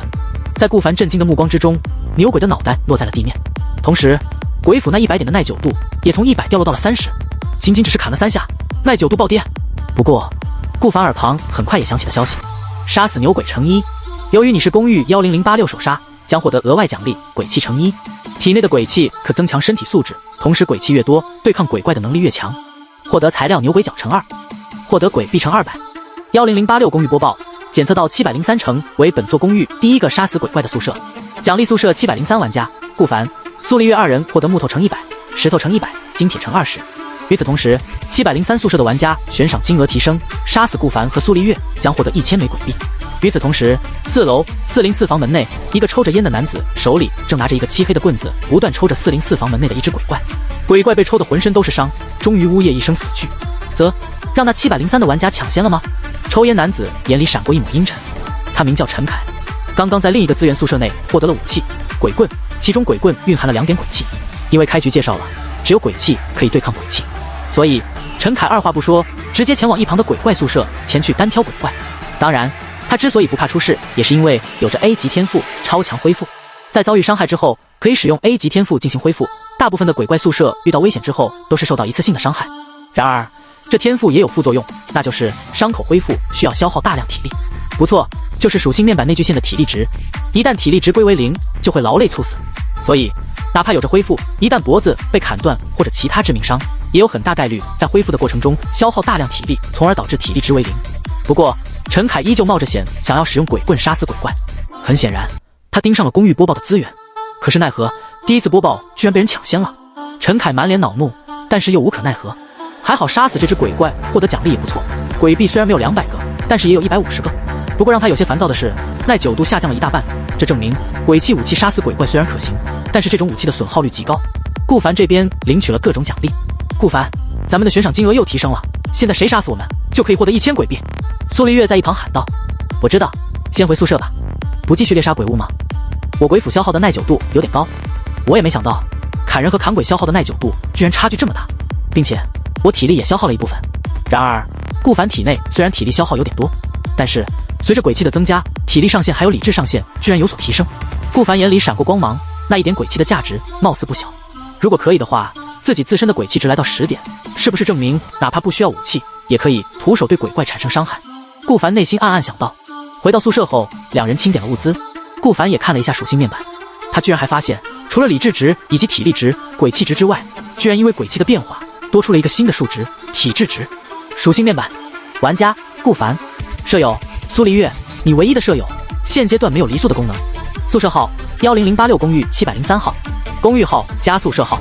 天赋诡异隐身，理智95，满分110，理智下降到10点以下会陷入癫狂。体力75，满分110，体力下降到0会猝死。鬼气1，除了天赋对抗鬼怪的唯一力量。体质13，一点鬼气会带动一点体质的加成，只有获得鬼气才可以具现体质值，正常人类的体质数值为10点。宿舍鬼币285，鬼币由宿舍2人共同掌控，当宿舍1人死亡或者选择离宿，将分走50%的鬼币。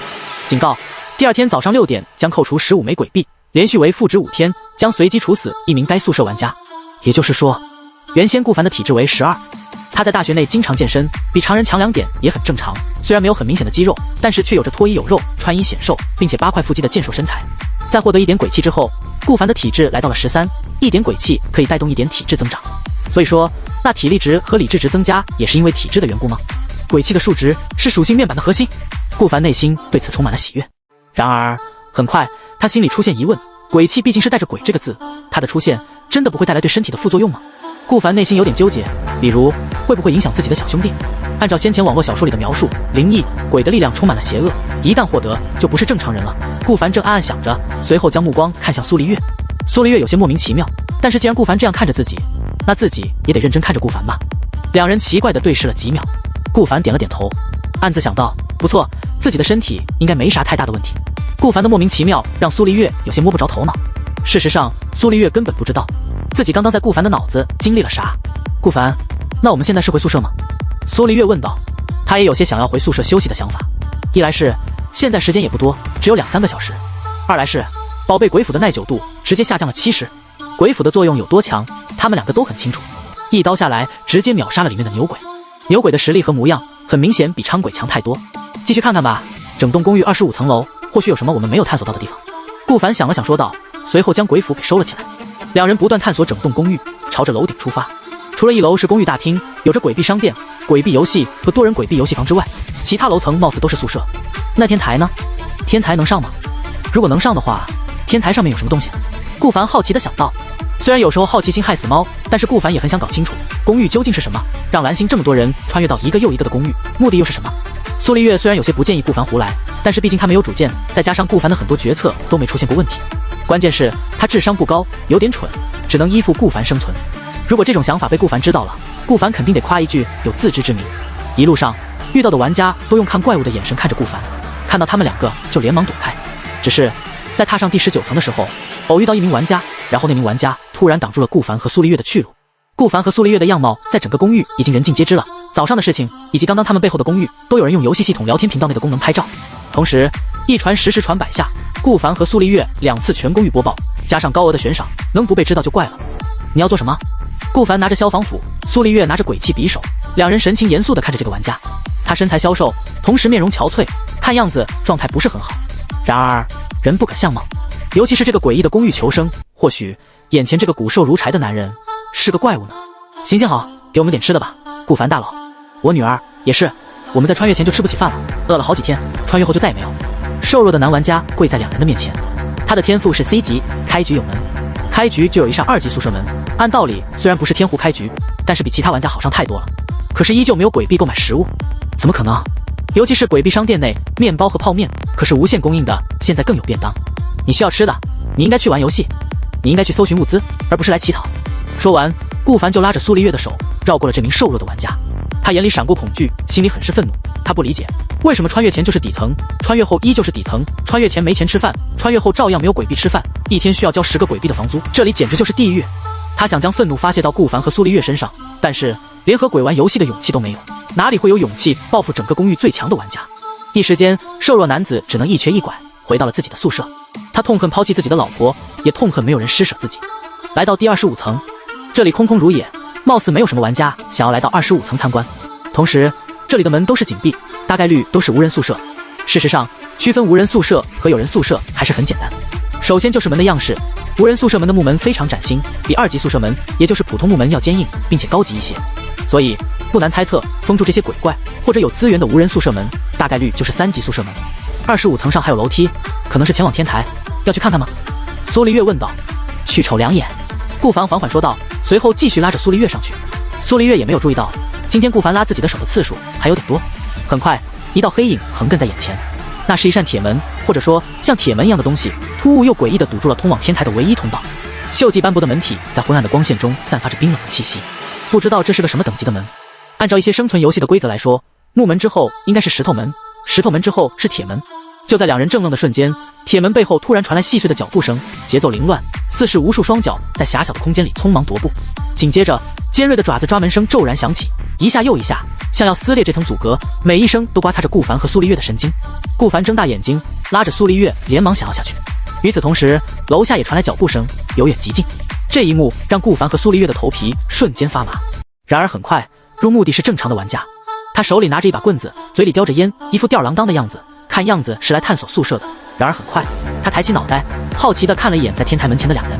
不错，这人正是陈凯。没想到居然是你们！25层被你们看过了吗？那行，我下楼。陈凯一副语气和顾苏二人熟悉的模样，然后很快下楼，只留下一脸懵逼的两人。原来不是鬼啊！苏丽月拍了拍胸脯，语气轻松道。顾凡瞅了他们两眼，然后故作轻松道：“你不是有天赋吗？你在怕什么？太胆小了吧！”顾凡和苏丽月在这2天相处下也熟悉了很多，没有刚开始见面的拘束。哼，你好意思说我一直拉着我上来，结果门后面有声音，你不也被吓到了？而且你天赋保命能力比我更强呢。苏丽月有些不满道。行了，懒得和你掰扯，买点吃的回宿舍吧，天还有一会就要黑了。顾凡继续拉着苏丽月下楼。苏丽月刚想挣脱，但是想了想，还是算了，依旧乖乖的跟在顾凡后面。回到宿舍，苏丽月先是上了个厕所。顾凡很想吐槽一句，明明外面有厕所，非要上自己家的宿舍做什么？但是想了想，还是算了。毕竟对面的宿舍之所以没什么人，而且没有变成鬼怪宿舍以及物资宿舍的缘故很简单，因为对门的那个姐妹之中的妹妹没有死，寄居在那个中年妇女的宿舍，所以在游戏官方眼里，对门的宿舍依旧属于有人宿舍，只不过那个妹妹没有在宿舍门居住罢了。同时，这种外头的公共厕所不会太多，基本上都被其他玩家拉满了。顾凡稍微观察了第7层大家的宿舍门情况如何，自己的宿舍门以及那对情侣的宿舍门已经升级到了2级，不过那中年妇女的宿舍门依旧还在1级。看样子今晚他们很容易遇到危险，但是这又和顾凡有什么关系呢？时间一点点过去，苏丽月从厕所出来，伸了个懒腰，看样子是舒服了。怎么有股腥味？外面有玩家受伤了吗？顾凡皱了皱眉头，刚想去外面看看，苏丽月却红着一张脸，没有啦。想了想，苏丽月只能低下头说道：“我来那个了。”所以顾凡哑然，不再说什么。苏黎月还以为顾凡嫌弃自己，不由得低下脑袋。可惜现在没有红糖水售卖，苦了你了。顾凡安慰了一声道。虽然他不清楚来那个是什么感觉，但是依旧看到了苏黎月那疲惫的表情，尤其是现在居住环境恶劣，外面又有鬼怪。苏黎月听闻，内心很是感动，同时也在埋怨自己，为什么刚穿越没几天就拉肚子，就来那个，实在是太丢脸了。很快6点钟到了，夜晚时间已到。2级伥鬼降临。注：部分伥鬼会选择前往人数超过2的房间进行挠门，宿舍门被挠破，伥鬼将闯入宿舍内。人数越多，伥鬼挠门的数量和时间越多，请不要随意将本属于自己的宿舍分享给别的玩家。2级伥鬼可以攻破1级宿舍门，1级宿舍门的玩家祝你们好运。然而很快，顾凡对这些规则感到有些疑惑，他打开聊天频道，果然看到和自己有差不多想法的玩家。10086公寓聊天频道，诸位，这究竟是怎么回事？人数超过2的公寓会被伥鬼挠门，但是昨天貌似出没的伥鬼只是1级伥鬼吧？也就是说，在昨天，哪怕人数超过2，其实有1级宿舍门也不怕吧？视角新奇，不过或许会不会是伥鬼数量的缘故？人数超过2个的宿舍会遭遇多名伥鬼进攻，所以哪怕是在昨天也会被破门。绝对是的，我昨天对门就有4名玩家，并且也是1级门。昨天一晚上，5只伥鬼在门口挠了几个小时，把门挠破后，嘎吱嘎吱的声音就在对门响起来了，搞得我毛骨悚然。所以也就是说，今天在有2级宿舍门以及2级伥鬼的前提下，依旧不能带别的玩家进自己家门喽。哼，自己的宿舍自己建设，住进别的宿舍算什么道理？虽然我只有1级宿舍门有被攻破的风险，但是我不可能奢求能够住进别人拥有2级宿舍门的宿舍。说得好，有骨气。不错，顾凡思考的也是这个问题。按道理，按照游戏系统的说法，1级宿舍门可以挡住1级伥鬼，2级宿舍门可以挡住2级伥鬼。所以，按道理，昨天或者今天，哪怕人数超了，只要有对应的等级，都不应该怕伥鬼才对。然而今天，顾凡就想错了，只要挠门的伥鬼数量够多，对应防御等级的宿舍门也有危险。和苏黎月分析了这个看法后，苏黎月点点头。顾凡，你分析的很有道理，看来守夜是对的。今天晚上依旧我先守夜吧，下午睡了1个小时，我可以晚点睡的。顾凡点点头。两人吃过便当，喝过水，坐在椅子上发呆。顾凡现在还不困，外面已经响起古怪的脚步声，并且时不时门口还传来挠门的声音。这种可怕并且脏乱的环境确实让顾凡烦人，哪怕是学校的宿舍都比这里的宿舍好太多。这里宿舍唯一的好处就是有着大校花同居。同时，顾凡分析了目前的局势，3级宿舍暂时是升不了级了，空有那么多鬼币也升不了，因为还有一个硬性要求，那就是外出3次。想到这，不妨给1级上下铺升级一下。被子还散发着发霉的味道，床垫和枕头上都有霉菌，睡着确实难受。但是上下铺的升级和其他家具不太一样，需要足够的棉花。现在还没有那么多棉花，只有7个。还好有交易市场，顾凡在交易市场上发布了一个棉花的需求，1个鬼币兑换1个棉花。顾凡相信自己的价格绝对公道。果不其然，有玩家私聊自己是个名为陈凯的玩家。顾凡倒是没有多在意，也并不知道陈凯正是先前拿着棍子到25层抽烟的玩家。陈凯，顾凡大神，我这里有多的棉花，卖给我吧。顾凡，一共多少个？陈凯，30个棉花，卖给你25个鬼币，便宜你5个鬼币。顾凡想了想，今后升级床铺估计也需要棉花，于是就同意了。和陈凯交易后，陈凯突然问道：顾凡大佬，我能问一下你手里的鬼斧是从哪里来的吗？这个问题让顾凡微微皱眉，没有回复。陈凯，我没有恶意，因为先前有人偷拍您和鬼怪宿舍内的鬼怪打斗，我手里也有鬼器武器，我还想问一下，你使用鬼器武器攻击怪物的时候，也会失去大量耐久值吗？顾凡犹豫了一下，决定还是选择回答。毫无疑问，这个陈凯是现阶段走在前列的玩家，能走在前列的玩家大概率都有不错的天赋，并且这个陈凯很明显也对鬼怪出手过，不然是不可能知道这个情报的。若是能在今后有所合作，互相交流情报的话，也算不错。顾凡，我是在物资宿舍内获得的武器图纸，你应该也是吧？并且和你预想的一样，耐久度掉得很厉害。如果用来对付鬼怪，鬼器武器基本算得上只能用1、2次的工具。陈凯，我了解了，多谢顾凡大佬。还有，我想提醒一下，鬼器武器对人的伤害很高，如果对方有鬼器武器的话，需要小心谨慎。苏黎月见状，好奇地问道：顾凡，今天不是你用鬼器匕首攻击那个长刀男子吗？这消息你应该知道才对啊。那个男的伤口都黑了，就好像被腐蚀了一样，为什么他还要提醒你？苏黎月说的并不是没有道理。顾凡对陈凯说道：这些我都知道了，是不是在使用鬼器匕首攻击敌人之后，伤口会冒出一层黑气？陈凯，不错，而且有一点，鬼器这东西非常珍贵，如果你有鬼器的话，那和你相同鬼器数值的武器将会对你造成普通武器的伤害。陈凯说这句话已经很明显了，那就是他有鬼器，并且被鬼器武器伤过，不然他不会得出这种结论。顾凡眼里闪过一抹忌惮，这陈凯的实力恐怕比他想象的更加强大，这公寓内有这种实力的玩家到底有多少？他很好奇。然而有一点可以确定的是，自己既然能够在无人宿舍开出武器图纸，那其他玩家肯定也可以。顾凡摇摇头，不再想这件事。很快，他使用棉花等其他物资对上下铺进行升级。下一刻，耳边响起提示音：2级床铺破旧小床升级成功。3级床铺建造要求：木头乘30，轨壁乘40，棉花乘30，宿舍升级到3级。下一刻，两人背后的上下铺突然发出咯吱咯吱的声音。原本破旧的上下铺在黑气笼罩下，突然变成了一个1.5米乘2米的双人床。原本上下铺上面破旧发霉的枕头和被子焕然一新，虽然上面依旧有不少补丁，但是霉菌全都消失了。虽然破旧，但是很干净。哇去，顾凡，咱们的上下铺没了！苏黎月震惊道。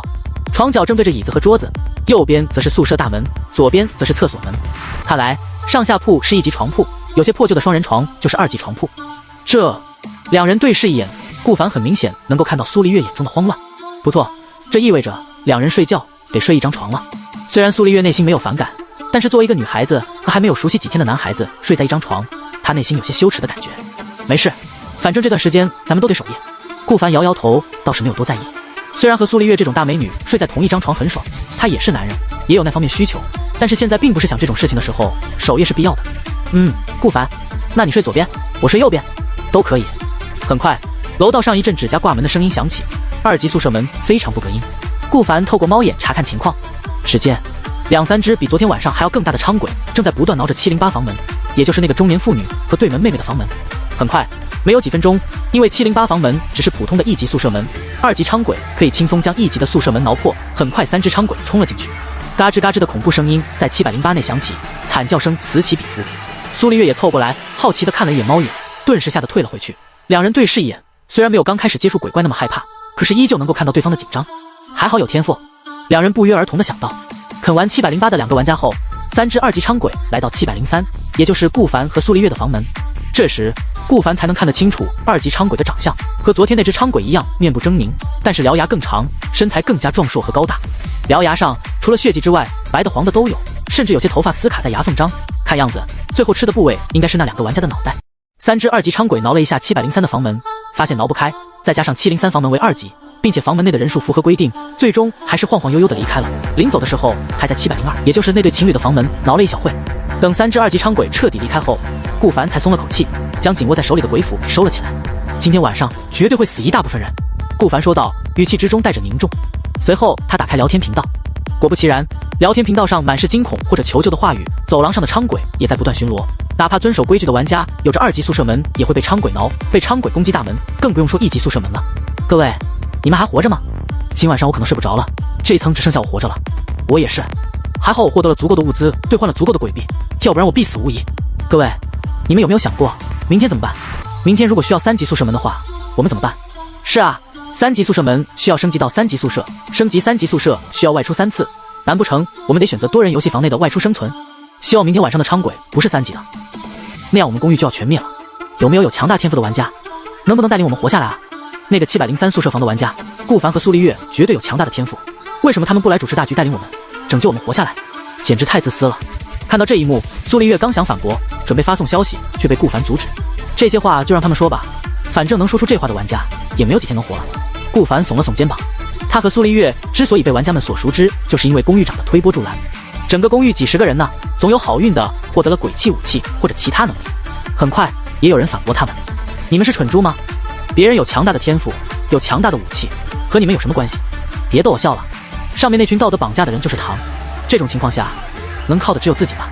不错，我有鬼气武器，刚刚闯入的昌鬼被我用武器杀死了，获得了大量鬼币，甚至还有一张图纸。而且在宿舍门被攻破之后，只要解决掉闯入的昌鬼，宿舍门就可以消耗一些木材，恢复如初。不仅如此，楼上的，我补充一点，当我宿舍门被攻破之后，解决掉昌鬼，恢复完宿舍门，接下来昌鬼挠门的概率减小了很多，也就是说短时间只会被昌鬼进攻1次。只可惜鬼气武器的耐久度已经没了，如果再有昌鬼进攻，我必死无疑。看到大伙的情报，顾凡饶有兴趣。原本顾凡以为那些1级宿舍门的必死无疑，现在看来是他想多了。一些玩家虽然是1级宿舍门，但是在开到物资宿舍的时候获得了鬼气武器，用武器来阻挡了昌鬼的攻击。看了看接下来的玩家，也没有聊太多有用的东西。顾凡准备和苏黎月商量休息的事情。苏黎月，今天你先休息吧，大半夜我喊你起来。苏黎月摇摇头，我不习惯早睡，穿越之前都是熬夜，凌晨5、6点才睡的那种。你先睡吧，晚点我喊你起来。顾凡也不矫情，点了点头，睡在床上休息。虽然床铺是上下铺了，但是被子没有发霉的味道，待遇好上了很多。顾凡不一会就睡着了。时间匆匆，苏丽月打了个哈欠。顾凡是队伍里的主心骨，他不可能让顾凡熬夜休息的。没有了顾凡，他都不知道该怎么生存下去。虽然他之前给出的方案都很疯狂，可是苏丽月明白，顾凡每一次的方案都成功了。两人选择单人房间游戏的生与死也好，两人在面对对自己有敌意的玩家也好，好好休息，顾凡。苏丽月用温柔的目光看着他。夜晚3点多，苏丽月实在是熬得受不了了。顾凡是晚上7点睡的，现在也够8个小时了吧？苏丽月想到这，喊醒顾凡，两人交替睡觉。顾凡来守夜。昨天晚上他也没有睡好，天花板上发黄的灯泡一直亮着，但是却睡够了8个小时。对比其他玩家，顾凡也算睡得不错了。毕竟大部分玩家在昨天晚上门外一直有怪物游荡的环境，根本没有办法睡着。都3点半了，这妮子不怕猝死？顾凡看着秒睡过去的苏丽月吐槽道。睡醒放个水，顾凡静静地坐在椅子上，等待着早上到来，一直到早上6点整。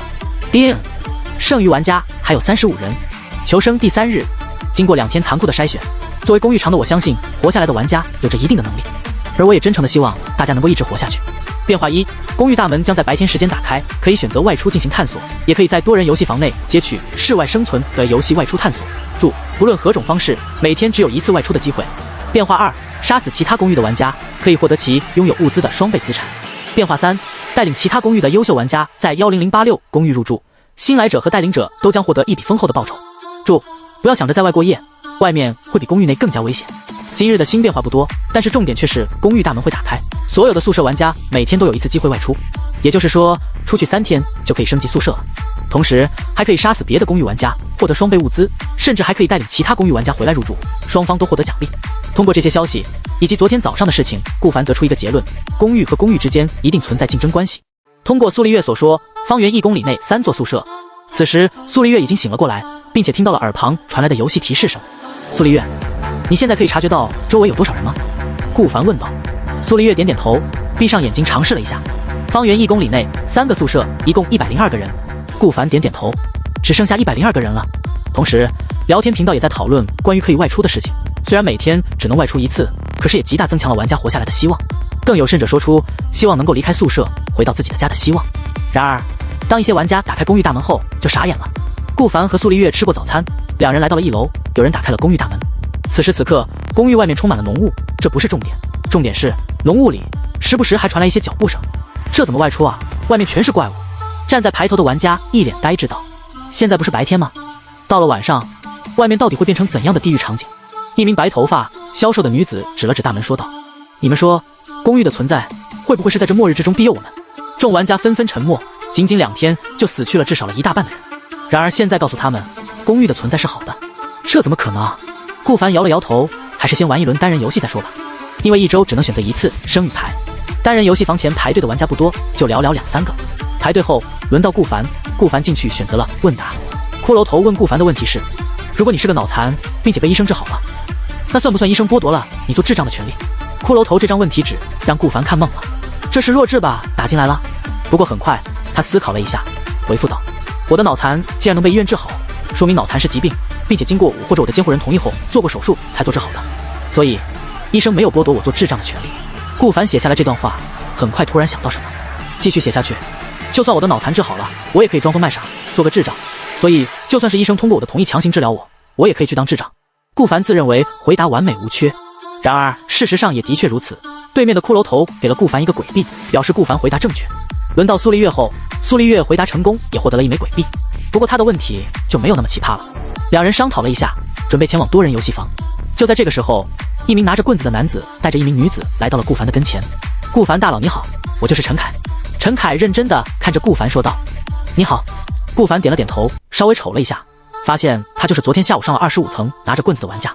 顾凡大佬，我也不含糊了，不如一起选择多人游戏房的室外生存，有你我2人在，通关的概率绝对大大增加。对此顾凡犹豫了一下，苏丽月则是对着顾凡私聊道，顾凡，要不我们参加吧，反正迟早得外出，现在外出门口危险，若是接取了室外生存的任务，说不定不一样，无需通过外面的迷雾直接来到指定的位置。苏丽月的脑瓜子突然涌现灵光，现在已经有玩家尝试外出了，但是外面都是浓雾和看不见的怪物，出去几秒钟再进来根本算不上一次外出，肯定得有一定的时间要求。既然如此，为什么不选择室外生存？原本顾凡还有些犹豫，不过苏丽月都不怕，自己还怕什么？各位，你们是要外出吗？不如带上我们一起，一名身材粗犷、留着络腮胡的大汉带着同样身材有些肥胖的女人来到4人的一旁，提议道。同时，还有一个熟人打算加入，正是王爷。他的妹妹王梅梅在昨天晚上的游戏失去了一只眼睛，到现在为止一共7个人，人越多，活下来的概率越大。顾凡大神，带上我一起吧。王爷坚定地看着顾凡说道。至于王梅梅，当然是在宿舍里休息了。顾凡想了想，觉得有一定的道理。室外生存，貌似每个人给的鬼币都是150左右。既然这样，不如将王爷和眼前这对大汉大妈给带上。而且，更重要的是，苏丽月的天赋拥有转移目标的能力，并不是说苏丽月一定要用天赋去针对、去害其他玩家，而是人越多，保障就越多。可以，顾凡点了点头。陈凯见状也没有意见。几人浩浩荡荡地前往多人游戏房，因为是一大早的缘故，此时多人游戏房内还没有其他玩家。顾凡大佬，苏丽月大佬，如果你们能够活着回来，能不能告诉我们室外生存的情报？一名西装男向顾凡2人问道。顾凡见状，这正是先前第一个前往单人游戏房的那个，并且问题是高考数学题的玩家。顾凡点了点头，没问题，你和先前第一个参加多人游戏的玩家，我可以免费告诉。很简单，因为这西装男和先前第一个参加多人游戏有一人失去手臂的玩家告诉了顾凡情报，所以于情于理，顾凡可以免费告诉。至于其他玩家，顾凡大神，那我们呢？有一名身材高挑的女人向顾凡问道。到时候再说，你们可能需要用鬼币购买情报，公寓内都那么危险了，外出可不是闹着玩的。顾凡耸了耸肩膀，他不会当老好人，免费将所有情报告诉所有人。当然，除了顾凡和苏丽月，其他5人怎么做，他们管不着。不过，如果室外生存真的那么危险的话，他们肯定也不会情愿地将情报免费告知。1楼玩家并不多，面对顾凡的回答，没有感到意外。等7人依次走进去后，顾凡几人很快选择了室外生存的游戏。骷髅用空洞的目光看着几人，然后沉默了几十秒。之后，他再次缓缓出声：“你们7人即将进行的室外生存地点在学校，所有人都可以获得一枚鬼气生存令。持有鬼气生存令，公寓外道路上的鬼怪将不会攻击你们。”随后，骷髅再次顿了一下。不过，当你们死去或者回来之后，鬼气生存令将消失，最多持续48小时。学校的位置将持续提示指引方向。话音刚落，每个人的背包都出现一个持续时间最长为48小时的鬼气生存令。有了这令牌，出去之后，一路上遇到的鬼怪就不会攻击他们。同时，一道红色箭头出现在顾凡的跟前，一旁还有提示，就类似游戏任务指引一样，跟随着红色箭头就可以前往学校。那么，我们要在学校做什么？顾凡好奇问道。骷髅没有给出回应，看样子只有到了才知道。走吧，各位。顾凡见状，只能带着苏丽月离开，其余众人也紧紧跟随着2人。红色箭头一直指引公寓大门。顾凡拿出鬼气生存令，鬼气生存令，持有鬼气生存令，一路上鬼怪将不会对你出手，除非你主动攻击人家。走吧，顾凡。苏丽月也拿出生存令，2人推开大门。我来探路。陈凯突然站在前方说道。或许是怕别人不理解，陈凯看着顾凡，认真的小声说道：“我的天赋是恢复，不管是被什么鬼怪，还是被玩家攻击，消耗体力就可以恢复伤口，适合探路。”陈凯的突然自爆让顾凡有些惊讶，毕竟天赋这种东西，有的话肯定是藏着掖着才对，怎么可以自爆？一旁陈凯的女舍友也有些不解，用愣愣的眼神看着陈凯。人与人之间需要的就是信任。接下来我们要到一片危险的地方进行生存，若是能够互相了解对方的能力，那再好不过了。陈凯说的也有道理，但是顾凡却摇摇头，有什么事到了学校再说吧。陈凯眼里闪过不甘心，他特别好奇顾凡的天赋能力究竟是什么。虽然昨天击杀鬼怪的第1次奖励被抢了，当时很生气，事后想了想，生气完全没有必要，有这么强的玩家肯定得结交一番才是最佳选择，尤其是顾凡和苏丽月的鬼怪能力。当时苏丽月跑进单人游戏房，那里面的骷髅突然跑出来了，这种神奇的事情也能够做到。不过陈凯很快摇摇头，顾凡对自己有警惕很正常。他在前方带路，走进浓雾之中，顾凡和苏丽月几人紧紧跟上。走出公寓后，按照红色箭头是朝向右边。室外的迷雾内有不少长相狰狞的昌鬼矗立在地上一动不动。在顾凡几人靠近的时候，昌鬼突然转过头，用诡异且凶狠的目光盯着顾凡几人。陈凯被吓了一跳，他的理智值掉了1小节。不过还好，这群畜生没有攻击他。顾凡也是心跳声砰砰跳，紧紧握着苏丽月的手。不知道从什么时候开始，顾凡出门带着苏丽月都会牵着她的手，可能是因为害怕不靠谱的苏丽月走丢，也可能是因为握着熟悉舍友的手，能够有不低的安全感。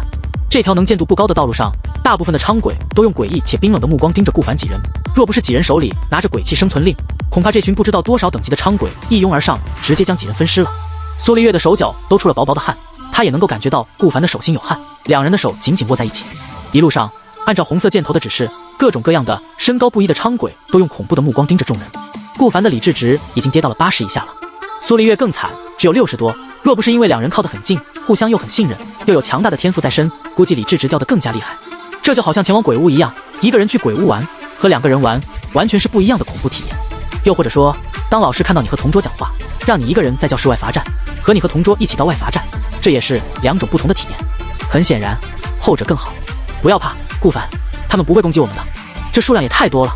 室外有着密密麻麻的伥鬼，身上还冒着黑气，这简直就是人间如狱。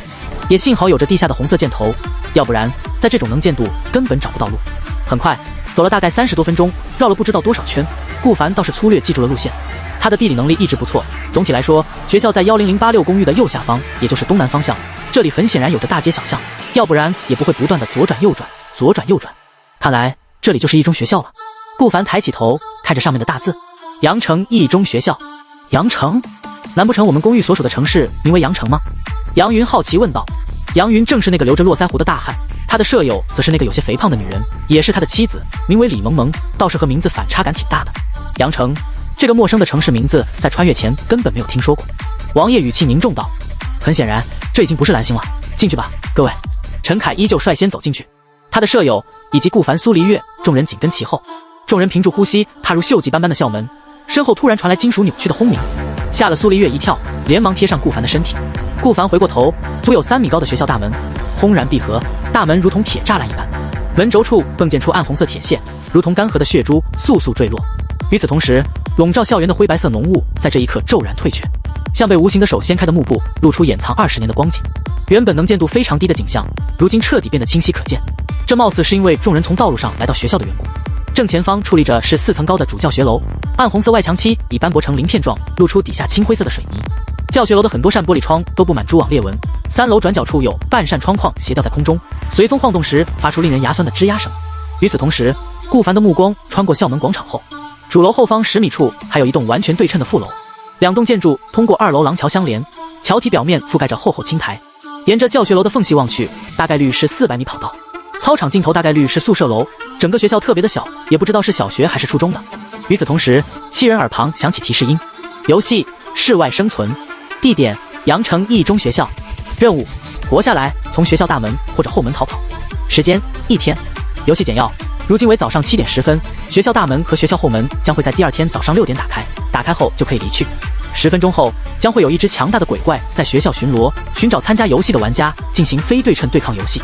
鬼怪胜，寻找并献祭5个或5个以上的玩家，献祭过程为15分钟，被献祭的玩家将持续暴露位置，其余躲藏起来的玩家可选择在献祭过程中救助玩家。玩家被献祭之后，鬼怪的综合实力包括速度、感知能力等等将增强。玩家胜，有3个或者超过3个玩家逃出学校或者杀死鬼怪，剩余玩家将获得150枚鬼币。注：若是只有3个以下的玩家逃出学校，逃出去的玩家将只能获得50枚鬼币。注：学校内可能会出现宝箱，打开宝箱将获得资源。我去，这不是第5人格吗？苏黎月喃喃自语道。穿越前他最喜欢玩第5人格了，但是每次都是第一个死，玩的老菜。不，这或许是黎明杀机。顾凡分析道。管他什么游戏，反正咱们不用解密吧。陈凯的舍友刘月说道。既然如此，这不是好事吗？不用解密的话，咱们只需要苟着就行了。大家尽可能分散，别被抓到了。如果死了超过4个人，咱们就只能获得50枚鬼币，还不如用来在公寓内搜寻物资呢。众人都很明白，所谓的献祭肯定就是死。话也不能这么说，室外外出是升级3级宿舍的必要，直接出去是不可能的。外面的伥鬼你们也看到了，有的伥鬼甚至有3米多高，这种级别的伥鬼按照我们现在的实力遇到就是死。王爷分析道。如果我们想要发展宿舍，抵抗夜晚的伥鬼，只能选择外出3次，然后尽早升级到3级宿舍门。顾凡点点头，并且这里还有宝箱，若是能够获得宝箱的话，宝箱我不敢想，能活着离开获得150枚鬼币就不错了。各位，已经过去2分钟了，找地方躲起来了吧。顾凡，你实力最强，在聊天频道内拉个小群，咱们线上聊天。王爷耸了耸肩膀，先行离开了。顾凡点了点头，很快拉了一个小群，然后牵着苏黎月离开，看看能不能找个地方躲着。苏黎月的能力很强大，和自己的隐身配合更是天衣无缝，哪怕遇到了鬼怪也可全身而退。所以重点就是找到宝箱，在偌大的学校搜寻物资。至于要不要救其他人，献祭的过程只有15分钟，要是那个鬼怪聪明一点，守尸守个15分钟，那指定没得救。顾凡，我们现在应该怎么做？你怎么想？顾凡反问道。虽然有个大美人依赖自己，这种感觉确实不错，但是顾凡也得培养苏大校花的自主思考能力。此时顾凡已经有个清晰的思路。我不清楚。苏黎月摇摇头，眼里闪过一抹愧疚。先去找宝箱，其他的都不用管，反正我们有天赋，只要我们不作死，肯定不会死。好，我听你的。苏丽月乖巧的点点头。两人先是来到教学楼，一间一间的搜索，根本不找个小角落躲起来，看看能不能找到宝箱。同时，陈凯和他的舍友刘月则是跑到了第2教学楼的4楼女厕所，也就是顶楼的女厕所。女厕所内也有窗户，可以看清楚操场的大部分地方一览无遗。与此同时，杨云和李萌萌则是在第1教学楼内的一个领导办公室，躲在了办公桌的底下。至于王烨，则是跑到女生宿舍的天台了。逃到这应该没事吧？王烨站在女生宿舍的天台上，有些紧张地说道。整个学校一共有4栋楼，1个操场，2个篮球场。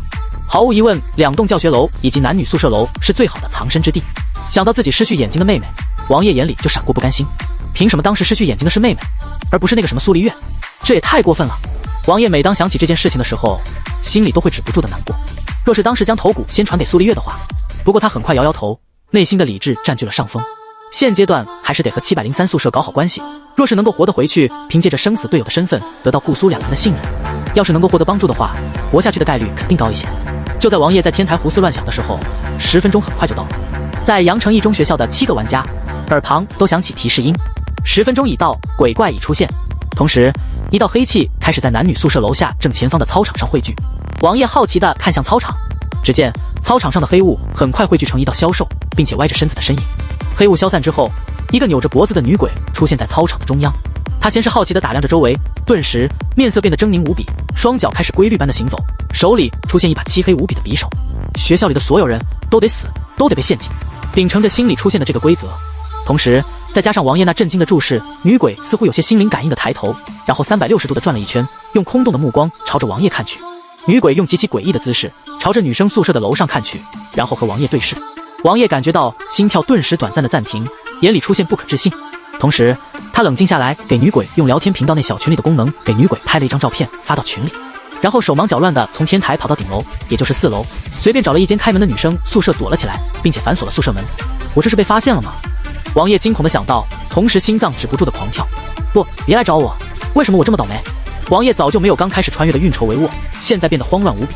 不过很快他就稳住心神，现在不能慌，那女鬼应该会上来，我藏在女生宿舍404的衣柜里，应该不成问题。与此同时，操场上每栋楼的天台再加上足球场以及各个角落慢慢生长出现了一个诡异的黑色柱子，柱子上方出现了充满血迹的钩子。这种变化在场的玩家都没有发现，反而还是在分析王烨在小群内发的图片。此时顾苏2人正在一间间教室搜查所谓的宝箱，宝箱没有找到，倒是找到了一些木头石头等基础材料，有的放在课桌的抽屉里，有的则是放在讲台上。顾凡，你看看小群内的照片。顾凡打开聊天频道，随后又点击7人小群，只见王烨发送了一张照片，照片内一个脑袋360度旋转的女鬼正死死地盯着自己。王烨被发现了。顾凡凝重道：啊，为什么啊？苏丽月有些好奇，你看这女鬼的视线是朝向哪的？看着照片，苏丽月才反应过来，既然女鬼的视线是朝向自己，那说明王烨拍照的时候女鬼是看着王烨，那岂不是？顾凡点开聊天频道，然后艾特了一下王烨。顾凡艾特王烨，现在还好吗？你在哪？女鬼在哪？很快王烨就给予回复，王烨艾特顾凡大哥，救我，我在女生宿舍404内，女鬼现在上女生宿舍了，我能听到她的脚步声，我不想死。顾凡，女鬼身上的鬼气非常重，她的实力恐怕难以对付，你好好躲起来。陈凯，王兄弟，你也是真大胆，女鬼出现的那一刻都敢和她对视，不过也幸亏你，我们才能知道鬼怪长什么样。李萌萌，别想着和这个女鬼斗，我记得游戏一开始说过，鬼气就是衡量一切的标准。先前一路上，哪怕是3米高的昌鬼，身上的黑气都没有这么浓郁，极有可能是对标4级或者以上级别的昌鬼。李萌萌分析道。顾凡也暗自点了点头，他也是这样想的。顾凡，我们要去救他吗？苏丽月问道。按照我们的天赋，我只需要吸引女鬼的注意力，然后转移到你身上，你施展隐身的话。顾凡摇摇头，问题可能没有那么简单，这不是那个骷髅，而且规则也不一样，骷髅可能只会在你游戏失败的时候攻击你一次，但是我们只要在这学校没有在第2天早上逃出去的话，可能只会一直被女鬼攻击，贸然接触绝对不行。不过顾凡又补充道，当然这可能也只是我的推测，可能我们的天赋能力更强，要不然我也不会赌能不能找到宝箱。我有预感宝箱内的东西绝对有大作用，继续找宝箱吧。顾凡拒绝了苏丽月的提议，然后拉着苏丽月的手不由分说的继续寻找。还有一点顾凡没有说清楚，既然王烨第一个被看到，那女鬼肯定会花时间去女生宿舍找王烨，这样一来王烨能够牵制女鬼很多时间。此时苏丽月有些崇拜的看了顾凡一眼，顾凡，想不到你居然能够考虑那么多，放心啦，我会听你的。苏丽月乖巧的跟在顾凡身后。此时王烨紧张的汗都湿透了，他看着聊天频道，内心有点绝望。顾凡、苏黎月，你们为什么不救我？明明你们有与众不同的天赋。王爷内心充满了不解。然而楼道内传来的脚步声越来越近，女鬼寻找了10来分钟，1到3楼，101到308都没有寻找到人。这么说来，在4楼对吗？女鬼缓缓走向4楼，脑袋不断转来转去，360度无死角的查看有没有任何动静。与此同时，纤细的惨白玉手紧紧握着匕首，嘴角还不断发出一些没有意义的咯咯声，像是在磨牙，又像是在笑。女鬼先是扭转了一下401到408的把手，其中407和404以及402是锁上门的。见状，女鬼直接大力推开407上锁的宿舍门，哗啦，一股恐怖的巨力直接将宿舍门的锁芯破坏。她在整个407环视了一圈，然后离开。紧接着，她再次走进407，弯下腰，用惨白的瞳孔再次看了一下4张床的床底，掀开了被子，打开卫生间、衣柜等等，确定没有407没有人后，她再次来到404。王爷听着那一声巨响，他知道鬼来了。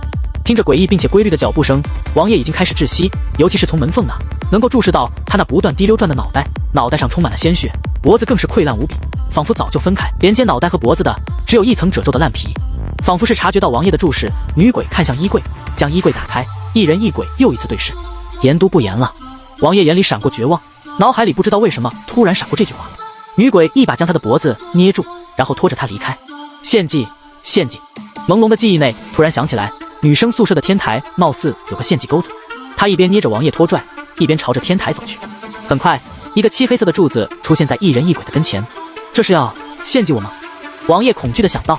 下一刻，女鬼提起王爷，如同串糖葫芦一样，将王爷串在了钩子上，串的部位是后颈，顿时鲜血爆开。王爷不断痛苦哀嚎，一股生命力在体内流失。女鬼饶有兴致地看着这一幕，表情出现兴奋之色。与此同时，顾苏二人以及其他玩家耳旁都出现提示音，玩家王爷被女鬼抓住，还有1刻钟将会被献祭死亡。与此同时，在众人的视角内，王爷的身影通过一道红光出现在女生宿舍的楼顶，他的后颈被挂在一个黑色的柱子上，并且不断哀嚎，不断乱动。还在上午就被抓到了。顾凡眼里闪过一抹忌惮，按照这速度，没有特殊的天赋，7人迟早会团灭。这样看来，或许救他才是应该的。就是不知道那女鬼会不会一直在那个地方等。不过很快他摇摇头，继续寻找宝箱。整个第一教室都搜查了一番，除了找到13枚鬼币和一些木材之外，倒是没有找到其他东西了。他没有灰心，继续来到第2栋楼。与此同时，王爷在群里连忙发送消息：王爷，各位，厉鬼离开了，他朝着教室楼的方向离开，你们注意一点。如果可以的话，可以来救救我，我还有10分钟就凉死了。王爷的消息让顾凡有些惊讶，那女鬼难不成不会守尸吗？就15分钟罢了，他也不想浪费。还是说女鬼隐藏在暗处准备阴人？又或者说时间对他来说也很重要，越短时间了解7个玩家，他获得的奖励越多。苏黎月倒是有不同的看法。顾凡，你说有没有可能这女鬼不能守尸？苏黎月缓缓解释道，如果女鬼可以守尸的话，那咱们玩家胜利的概率太小了，尤其是咱们都没有什么手段反抗。所以按照隐藏着的规则，女鬼不能守尸的话，咱们玩家还有活路，可以解救玩家，从而拉扯女鬼。有这个可能，不过我们依旧不能现在出手，寻找宝箱才是最正确的。顾凡想让陈凯或者杨云去救，自己则是拖时间寻找宝箱。放心，顾凡，我不是圣母，不救就不救，我只听你的。苏黎月连忙说道。两人继续寻找宝箱，甚至为了效率，顾凡和苏黎月准备分开，他先找第2教学楼的3、4楼和天堂，苏黎月则是找1、2楼。与此同时，杨云和李萌萌想了想，转移了躲藏的地点。此时女鬼在重点搜查楼层，如果他们还躲在一教办公室的话，那很有可能会被找到。这不如就下楼，选择躲在了校门口一旁的灌木丛。一旦到了明天，校门若是打开，就可以直接出去。只不过杨云不想苟了，他很清楚刚刚看见顾凡和苏黎月寻找什么。此时顾凡2人甚至陈凯2人都大概率在寻找宝箱，自己如果不去救王爷的话，下一个出事的大概率就是自己和李萌萌。我打算去救王爷，你在这里等我。杨云认真说道。啊，你疯了，王爷死了就死了，咱们继续躲着，等到明天不就行了？李萌萌惊讶道。他不理解为什么杨云要选择当好人，如果他来检查灌木丛呢？杨云看着李萌萌，王爷的后颈受伤了，如果他被我救下来，女鬼是追他还是追我？那应该是追他，这不就得了。顾凡和苏黎月有着神奇的天赋，陈凯也有天赋，他身旁的舍友不知道有没有，但是我们没有天赋的，现在不去救王爷，下一个死的大概率是我们。如果救王爷成功的话，那下一个死的将大概率会是王爷，而我们还有机会苟活。杨云缓缓解释道。怎么会这样？他们4人为什么不去救王爷，非得是你？李萌萌眼神挣扎。很简单，因为这就是人性，早知道在多代公寓里的玩家了。杨云叹了口气，他手里只有鬼泣武器，没有天赋，也希望可以靠着鬼泣武器救下王爷。那你务必要小心。李萌萌喊道。杨云朝着女生宿舍走去。与此同时，王爷的内心越来越绝望。就在他以为自己被抛弃的时候，群里杨云突然发消息：杨云，诸位，我先去救王爷，若是我被抓了，希望你们能够选择救其一。我和王爷若是都死了，李萌萌也跑不了。你们4个玩家也不能保证一定能够在女鬼的追杀下活着，拜托了，各位。杨云的话让王爷眼里充满希望。现在还有9分钟，杨云，快啊！你要是救下我，我一定会感谢你的。王爷在心中呐喊道。与此同时，正在寻找宝箱的顾苏2人也看到了消息，并且2人已经探查完了上下4楼。苏丽月松了口气，还好有人救那个王爷，如果真的眼睁睁地看着王爷死，我心里真的有点不得劲。顾凡能够理解，苏丽月毕竟还是个女大学生，还未出社会，没有这反应才奇怪了。只不过和苏丽月乐观不一样，顾凡很快摇摇头。我有预感，或许杨云会有危险，没有天赋面对这种黑气腾腾的恶鬼，很难活下来，除非那女鬼是傻逼，不然肯定会在某处守尸。啊，你也不盼望点好的？要是王爷真的被救出来了，不是好事吗？苏丽月好奇问道。顾凡依旧摇摇头。杨云能救固然是好事，但是如果搭进去了呢？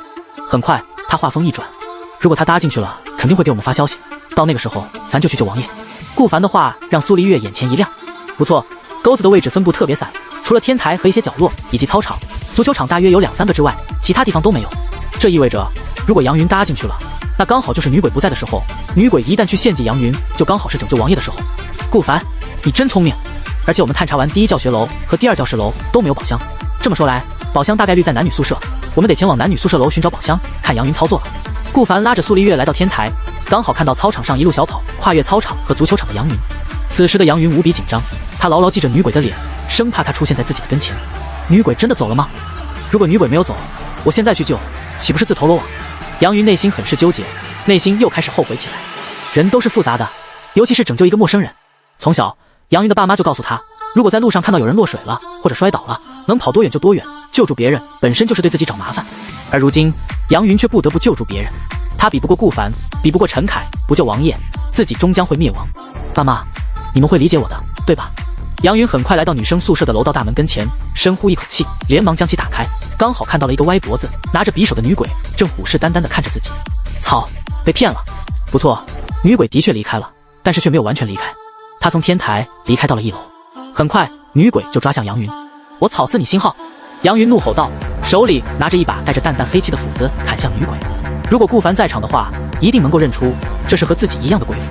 这也证明了鬼斧图纸不止顾凡一个人拥有。然而，强大到击杀宿舍内长得像牛一样鬼怪的鬼斧，在触碰到女鬼的衣服后，突然之间比鬼斧身上更加浓郁的黑气爆发。当整个鬼斧在砍在女鬼之后，直接4分5裂，然后貌似像承受不住压力一样突然爆开。他那所倚仗的鬼气彻底报废，耐9度降为0。女鬼的鬼气远在鬼斧鬼气之上。666。杨云眼神闪过一抹尴尬，刚后退逃跑，然而女鬼却一下子抓住杨云的脖子，然后拖着他准备前往男生宿舍。因为男生宿舍的天台之上也有一个献祭钩子。与此同时，顾凡和苏丽月马不停蹄地下楼，然后朝着女生宿舍赶去。第1教室正在看戏的陈凯2人原本准备去救人的，然而看到顾凡和苏丽月去救了之后，就没有选择前去，而是在仔细搜寻宝箱。不错，陈凯也在找宝箱，只不过因为他天赋不如顾凡，也没有顾凡那么勇，搜寻的效率很慢。啊，放开我，你个臭婊子！杨云怒骂道，一拳又一拳捶向女鬼那纤细的手。然而，哪怕女鬼细胳膊细腿的模样依旧大力无比，捏着杨云的脖子，差点让杨云窒息。女鬼此时的表情非常难看，一副想要吃人的模样。若不是因为规则限制，她早就将这个对自己出言不逊的杨云给虐杀了。很快，女鬼来到了楼顶，她稍微朝一旁的女生宿舍楼顶看去，发现天台上挂着的猎物已经消失不见了。女鬼眼里闪过暴虐之色，眼睛变得通红无比。杨云则是松了口气，看向聊天记录，才知道王爷被救助了。不过他很快意识到，现在不就剩下自己了吗？他惊恐地看向女鬼，女鬼把他像串糖葫芦一样将其串在了男生宿舍天台上的献祭钩子。然而，女鬼戏谑地看了一眼杨云，马不停蹄地朝着楼下赶去。与此同时，顾凡和苏丽月狂奔一样的下女生宿舍楼。王爷身上虽然流着血，但是却用自己身上的外套堵住窟窿，尽可能不将血迹留在地上去。他每一次呼吸都感受到后颈传来的钻心疼痛，不过相比疼痛，他更怕死，所以死死地跟着2人。女鬼是走上去的，还有时间。顾凡从女生宿舍出去后，看了一眼周围。顾凡，我们去哪？顾凡想了想，下意识想着朝操场跑去。然而很快他注意到了什么，去男生宿舍1楼躲着。顾凡低声吼道，拉着2人马不停蹄地来到了男生宿舍101，然后紧紧拉着苏丽月，抱紧她躲进了柜子里。王爷见状也来到了上铺。此时此刻，三人屏住呼吸。顾凡眼里闪过一抹疯狂，女鬼就是从天台朝着下方走去，然而现在他们却直接躲进1楼，这简直就要疯了。苏丽月也不断深呼吸，尽可能稳住自己的心情。她的背后就是顾凡，因为柜子里面太小，顾凡此时死死地搂住她，就连自己的身后，二人此时此刻紧紧贴在一起。顾凡的鼻子很快嗅到了苏丽月头发上身上带来的清香，他原本倒也没有异样的想法，毕竟现在可是如此紧张的时候。只是很快，顾凡察觉到了什么。苏丽月那大月亮，他低下头，闭上眼，不去想这些复杂的东西。想了半天，顾凡在脑海憋了一句：不得不说，苏丽月身材真的好。苏丽月哪里不知道此时两人到底有多亲密，她红着脸，正想让身后的顾凡换个位置，自己坐后面也比坐前面好呀。然而两人却听到楼道传来的脚步声，脚步声诡异并且规律，踏踏踏。为了防止怀中女孩发出声音，顾凡死死地捂住苏丽月的小嘴。苏丽月白了一眼顾凡，自己在他眼里就这么不堪吗？他扭了扭屁股，调整了一下舒服的位置，任由顾凡搂着捂住自己的嘴。很快，楼道的脚步声越来越远，因为在柜子里，所以顾凡不清楚那女鬼有没有逃。不过根据脚步声，那女鬼应该是朝着外面走去了。他打开群聊，然后艾特杨云，杨云，你能在天台看到那女鬼离开男生宿舍吗？此时绝望的杨云看到顾凡发送的消息，立马抬头去看，刚好杨云的位置就在天台的边缘，靠近宿舍大门的方向。他看到离开的女鬼，顿时松了口气。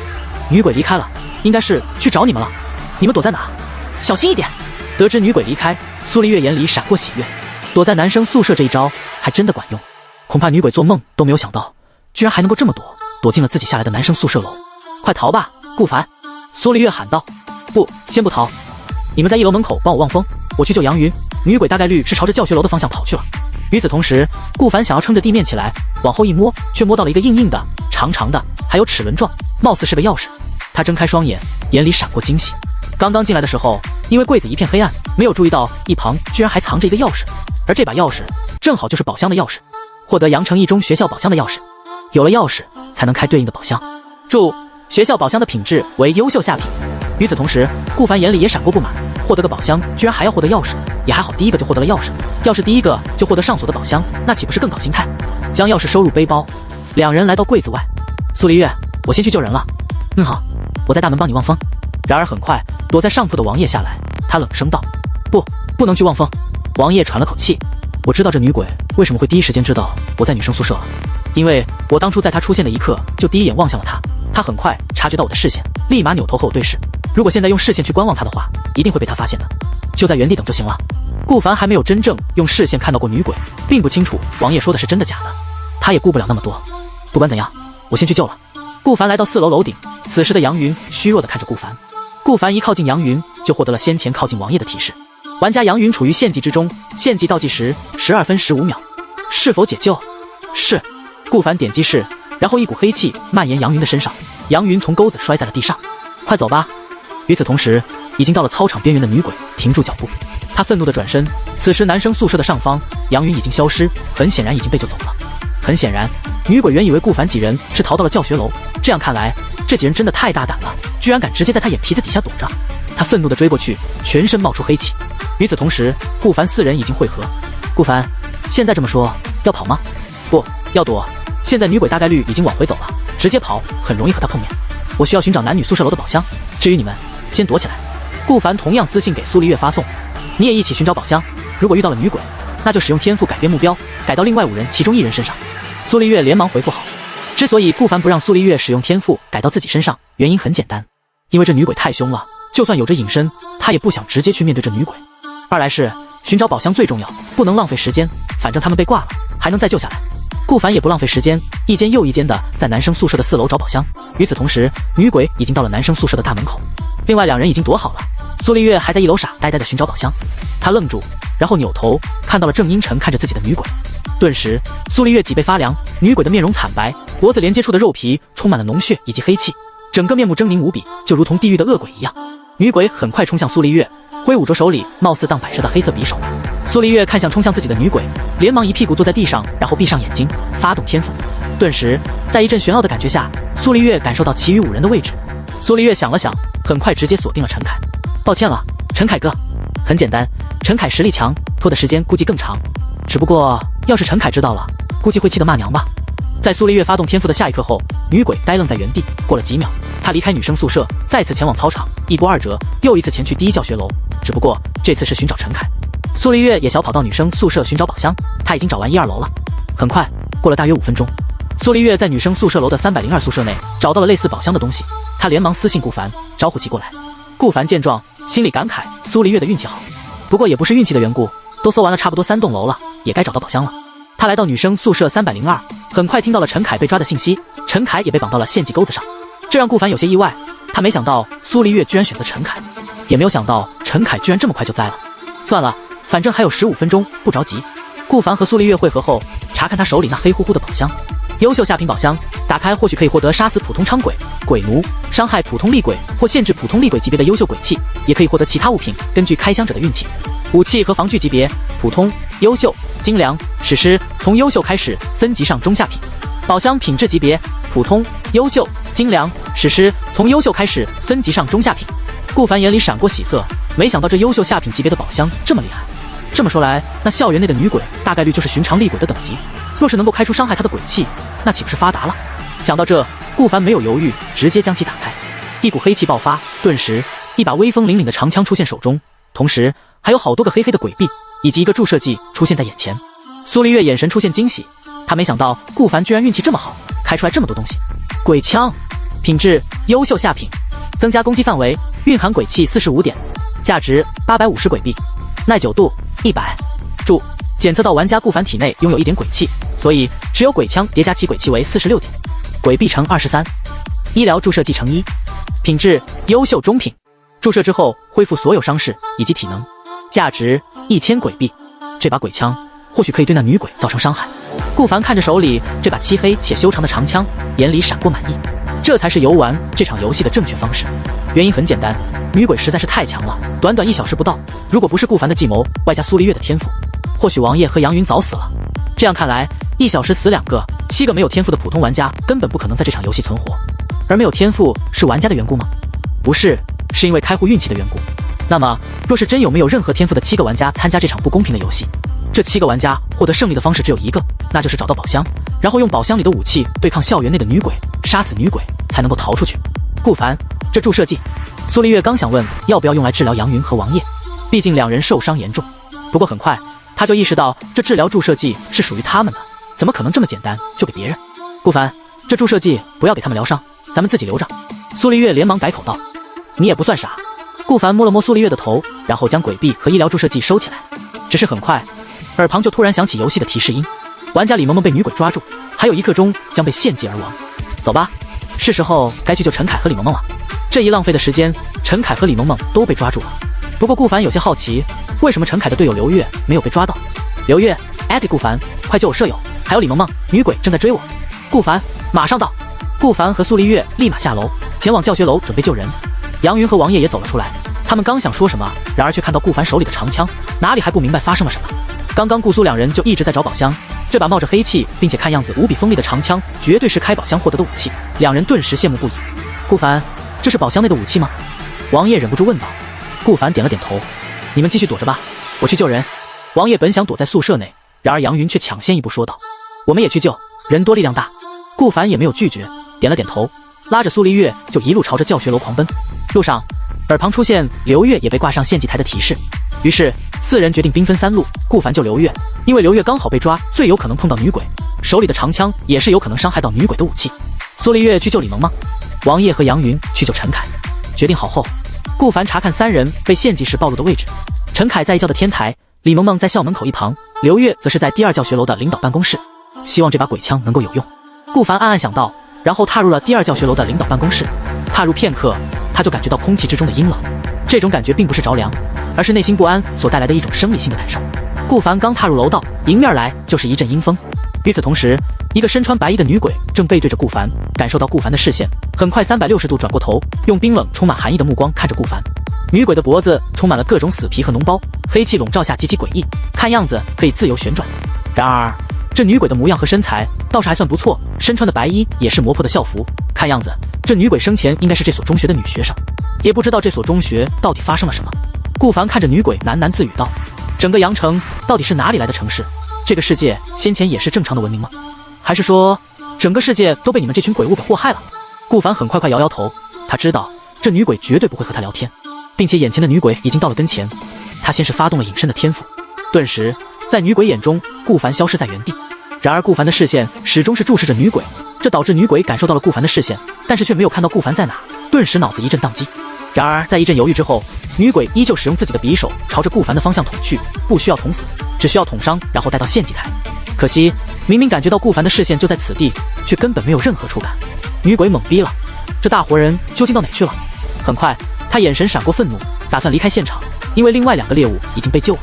只是就在女鬼离开的下一刻，顾凡身影显现，手里的长枪贯穿了女鬼的脑袋，噗嗤一声，暗红发臭的鲜血爆开，一部分洒在了顾凡身上。顾凡一脸嫌弃，本来穿越来就没有洗过澡，现在更是沾上了鬼物的鲜血，身上估计更脏了。然而很快顾凡也看到了自己长枪的耐久度下降了整整30点，意味着对付这种级别的鬼物，优秀级别的鬼枪只能使用3次。一时间顾凡只觉得浪费，一股黑气爆开，女鬼的身体化作一道黑烟消散在原地。一把比起拥有的鬼气匕首更加精良、更加锋利的黑色匕首躺在地上，同时一旁还有大量鬼币。顾凡这次彻底发了，鬼气匕首，品质优秀下品，蕴含30点鬼气的匕首，价值650鬼币，耐久度100。这鬼气匕首的等级也是优秀级别，但是对比鬼枪蕴含的鬼气少了足足15点，获得鬼币乘200，又是200鬼币，加上游戏胜利获得鬼币，以及先前开宝箱的鬼币，一共375枚，再加上自己的存货，一共好几百枚鬼币，足够给宿舍的所有家具、宿舍门外加宿舍总体等级升级一番了。就算不升级，房租也能够抵1-2个月。顾凡脸上流出笑容，这一次室外游戏彻底发了。同时他也知道，这种室外游戏还得玩2次，或者用其他办法出2次门，才能够升级到3级宿舍。很快，耳旁响起提示声：游戏室外生存，地点阳城一中学校，玩家胜，初始玩家为7人，剩余玩家为7人，游戏时间48分钟。检测到女鬼死亡，游戏时间在1小时之内，7人大获全胜，每名玩家获得200枚鬼币。学校正门和后门已打开，请在15分钟内离开此地，否则将永远留下。顾凡呵呵一笑，没想到自己几人所需要的时间居然还不到24小时，而且还无一人伤亡，确实算得上大获全胜了。只不过也不知道几人受的伤如何，被挂在献祭台的献祭钩子上，始终都会对后颈甚至在背部遭受伤害。要知道，除了顾凡和苏丽月之外，其余5人都被挂了一次。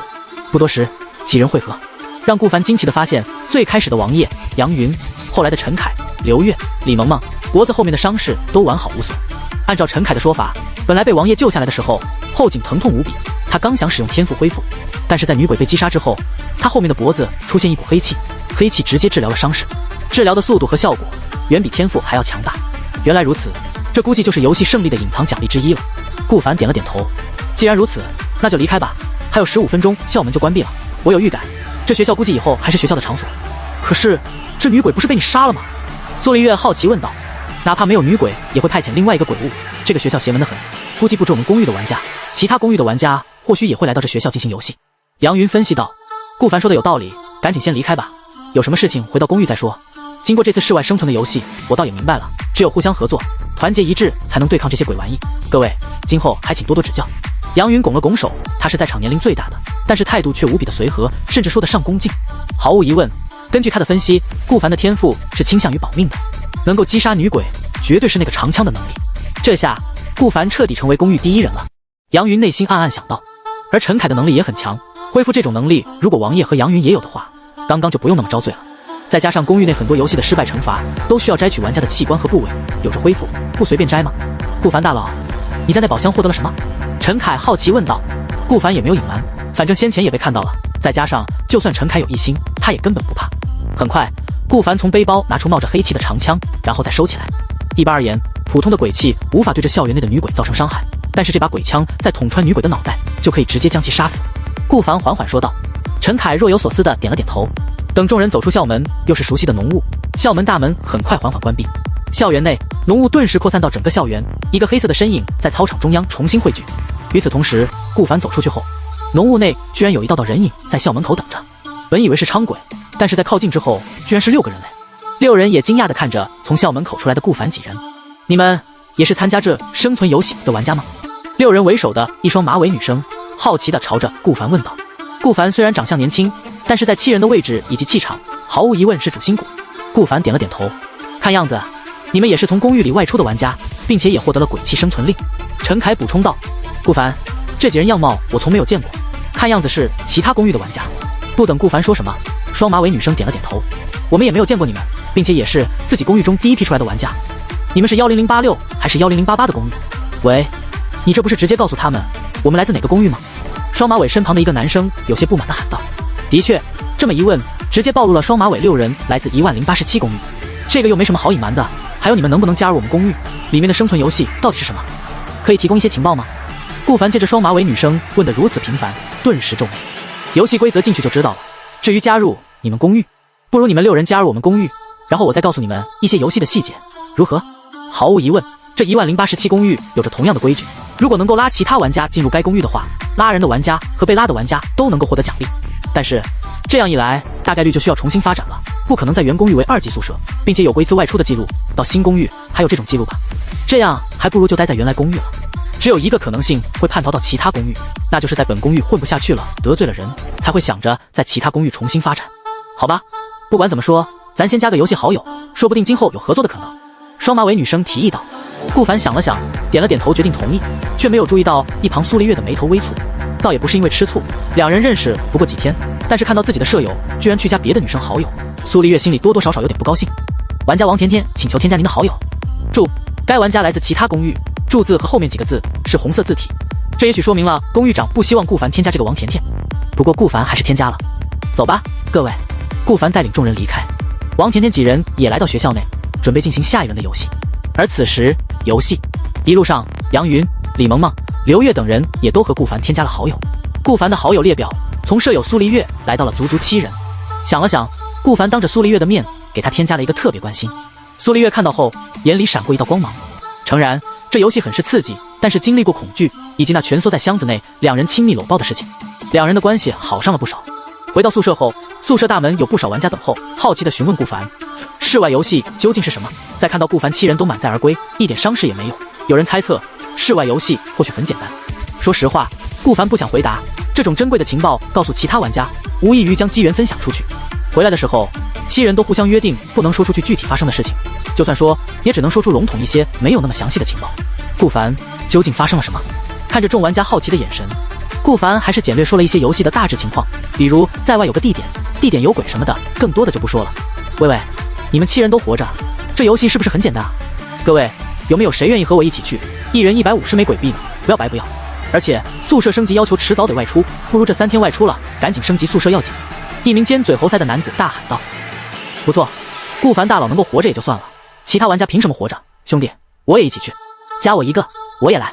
大约有10来人乌泱泱的报名，然后在那多人游戏房的跟前排队。顾凡顿时有些无语，他们能这么快赢，还不是因为靠着天赋和胆子找到了宝箱？如果正常躲藏，并且玩家们配合不佳的话，必定团灭。但是顾凡也没有劝阻，反正这些玩家嘎了就嘎了，到时候空宿舍反而更多。陈凯说道。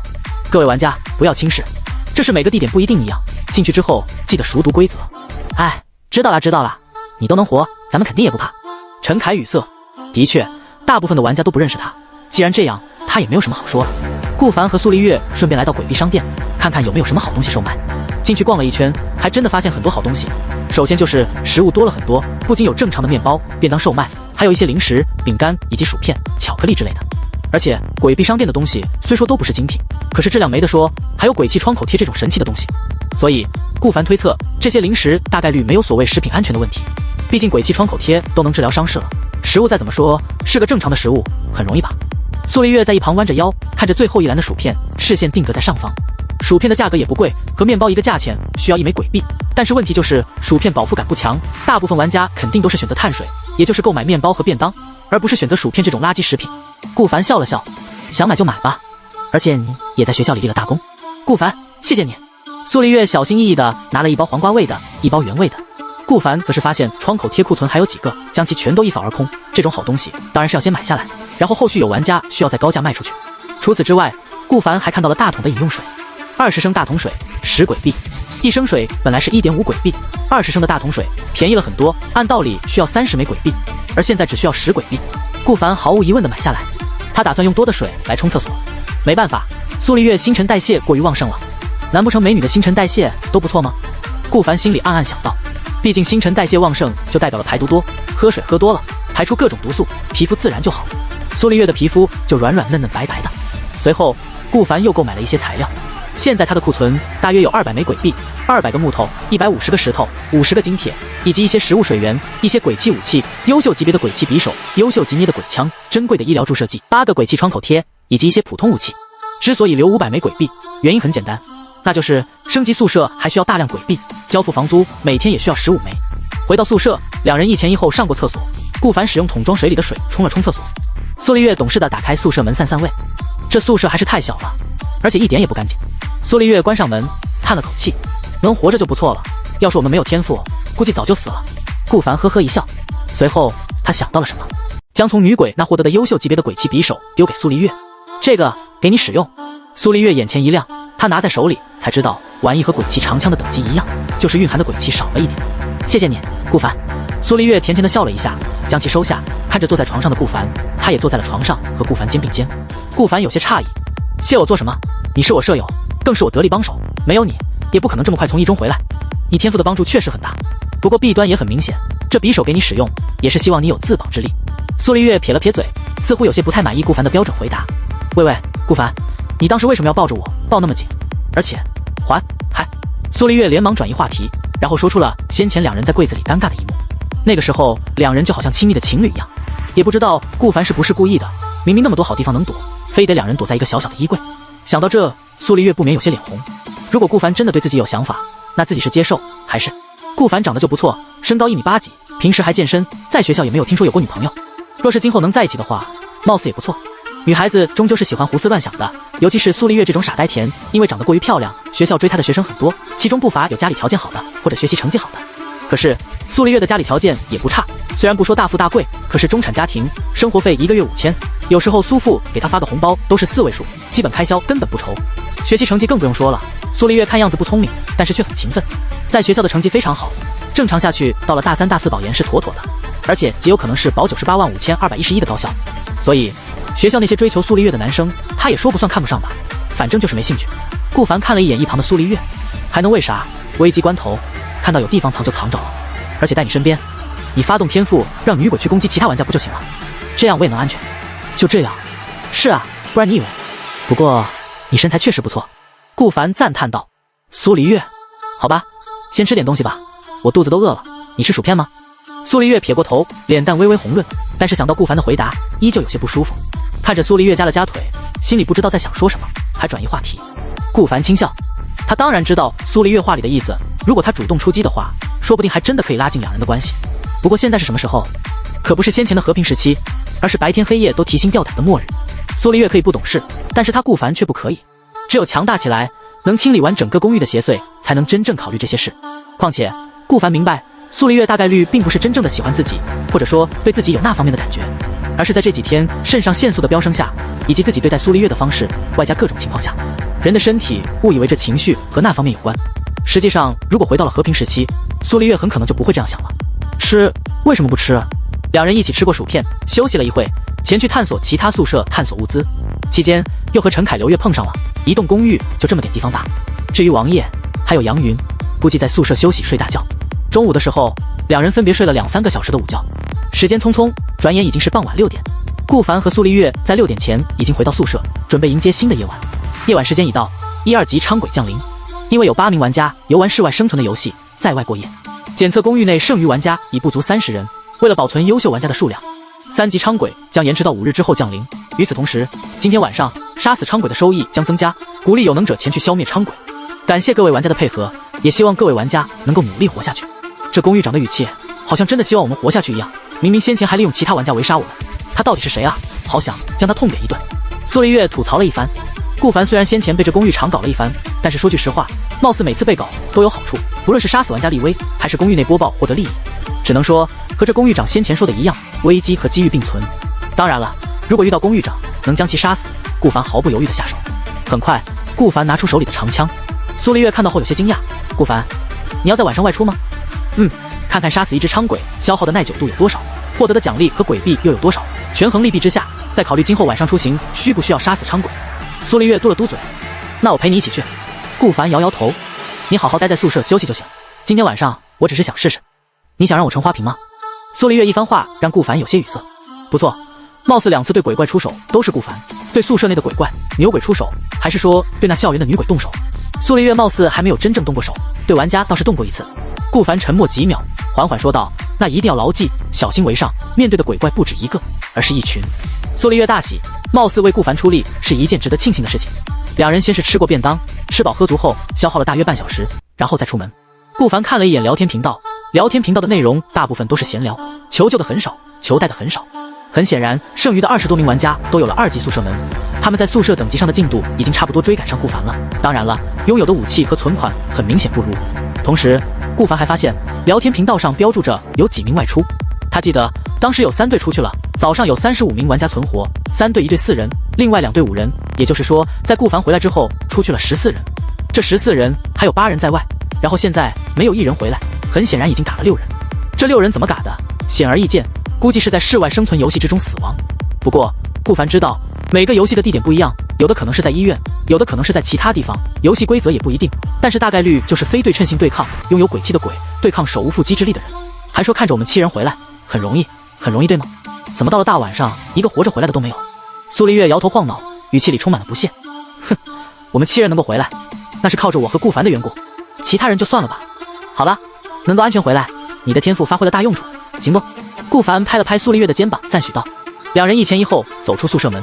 此时走廊静悄悄的，走廊上一盏盏发黄的老旧灯泡，忽明忽暗，显得十分诡异。苏黎月一出来就后悔了，他的双腿哆嗦了一下。此时楼道内传来规律无比的脚步声，踏踏踏。仔细一听，脚步声不止一个，现在是7楼。听脚步声大概率是从楼上来的。害怕了吗？害怕了就回去。顾凡瞥了一眼苏黎月说道。谁说我害怕了？苏黎月摇摇头，连忙用手拉着顾凡的衣角。顾凡看了一眼他那细长笔直的大腿，因为穿越的时候正值蓝星夏季，苏黎月穿的是 JK 短裙，已经3天没有换了。两人一前一后慢慢地走向楼道。与此同时，702宿舍内，那对情侣的男玩家正在用猫眼不断观察走廊的情况。在看到顾凡和苏黎月居然敢出门，顿时大惊失色。他身旁的女玩家问道：“发生什么事了吗？”顾凡和苏黎月居然出门了，他们2个这么大胆。李永恒语气充满了不可置信，而他的女朋友柳文燕则是感慨道：“看样子，如果真的这么过下去，最后活下去的绝对是他们2个。听闻今天出去游玩室外生存的，只有顾凡所在的7个小队活着回来，并且完好无损，实在是……”李永恒则是酸溜溜道：“这还不是因为天赋，已经有人知道顾凡的天赋是什么类型的了，很有可能就是消失不见或者规避伤害。当时那个长刀男在用长刀划过他的脖子的时候，有人清晰的看见顾凡的身影闪了一下，有这种逆天的能力，怎么可能不强？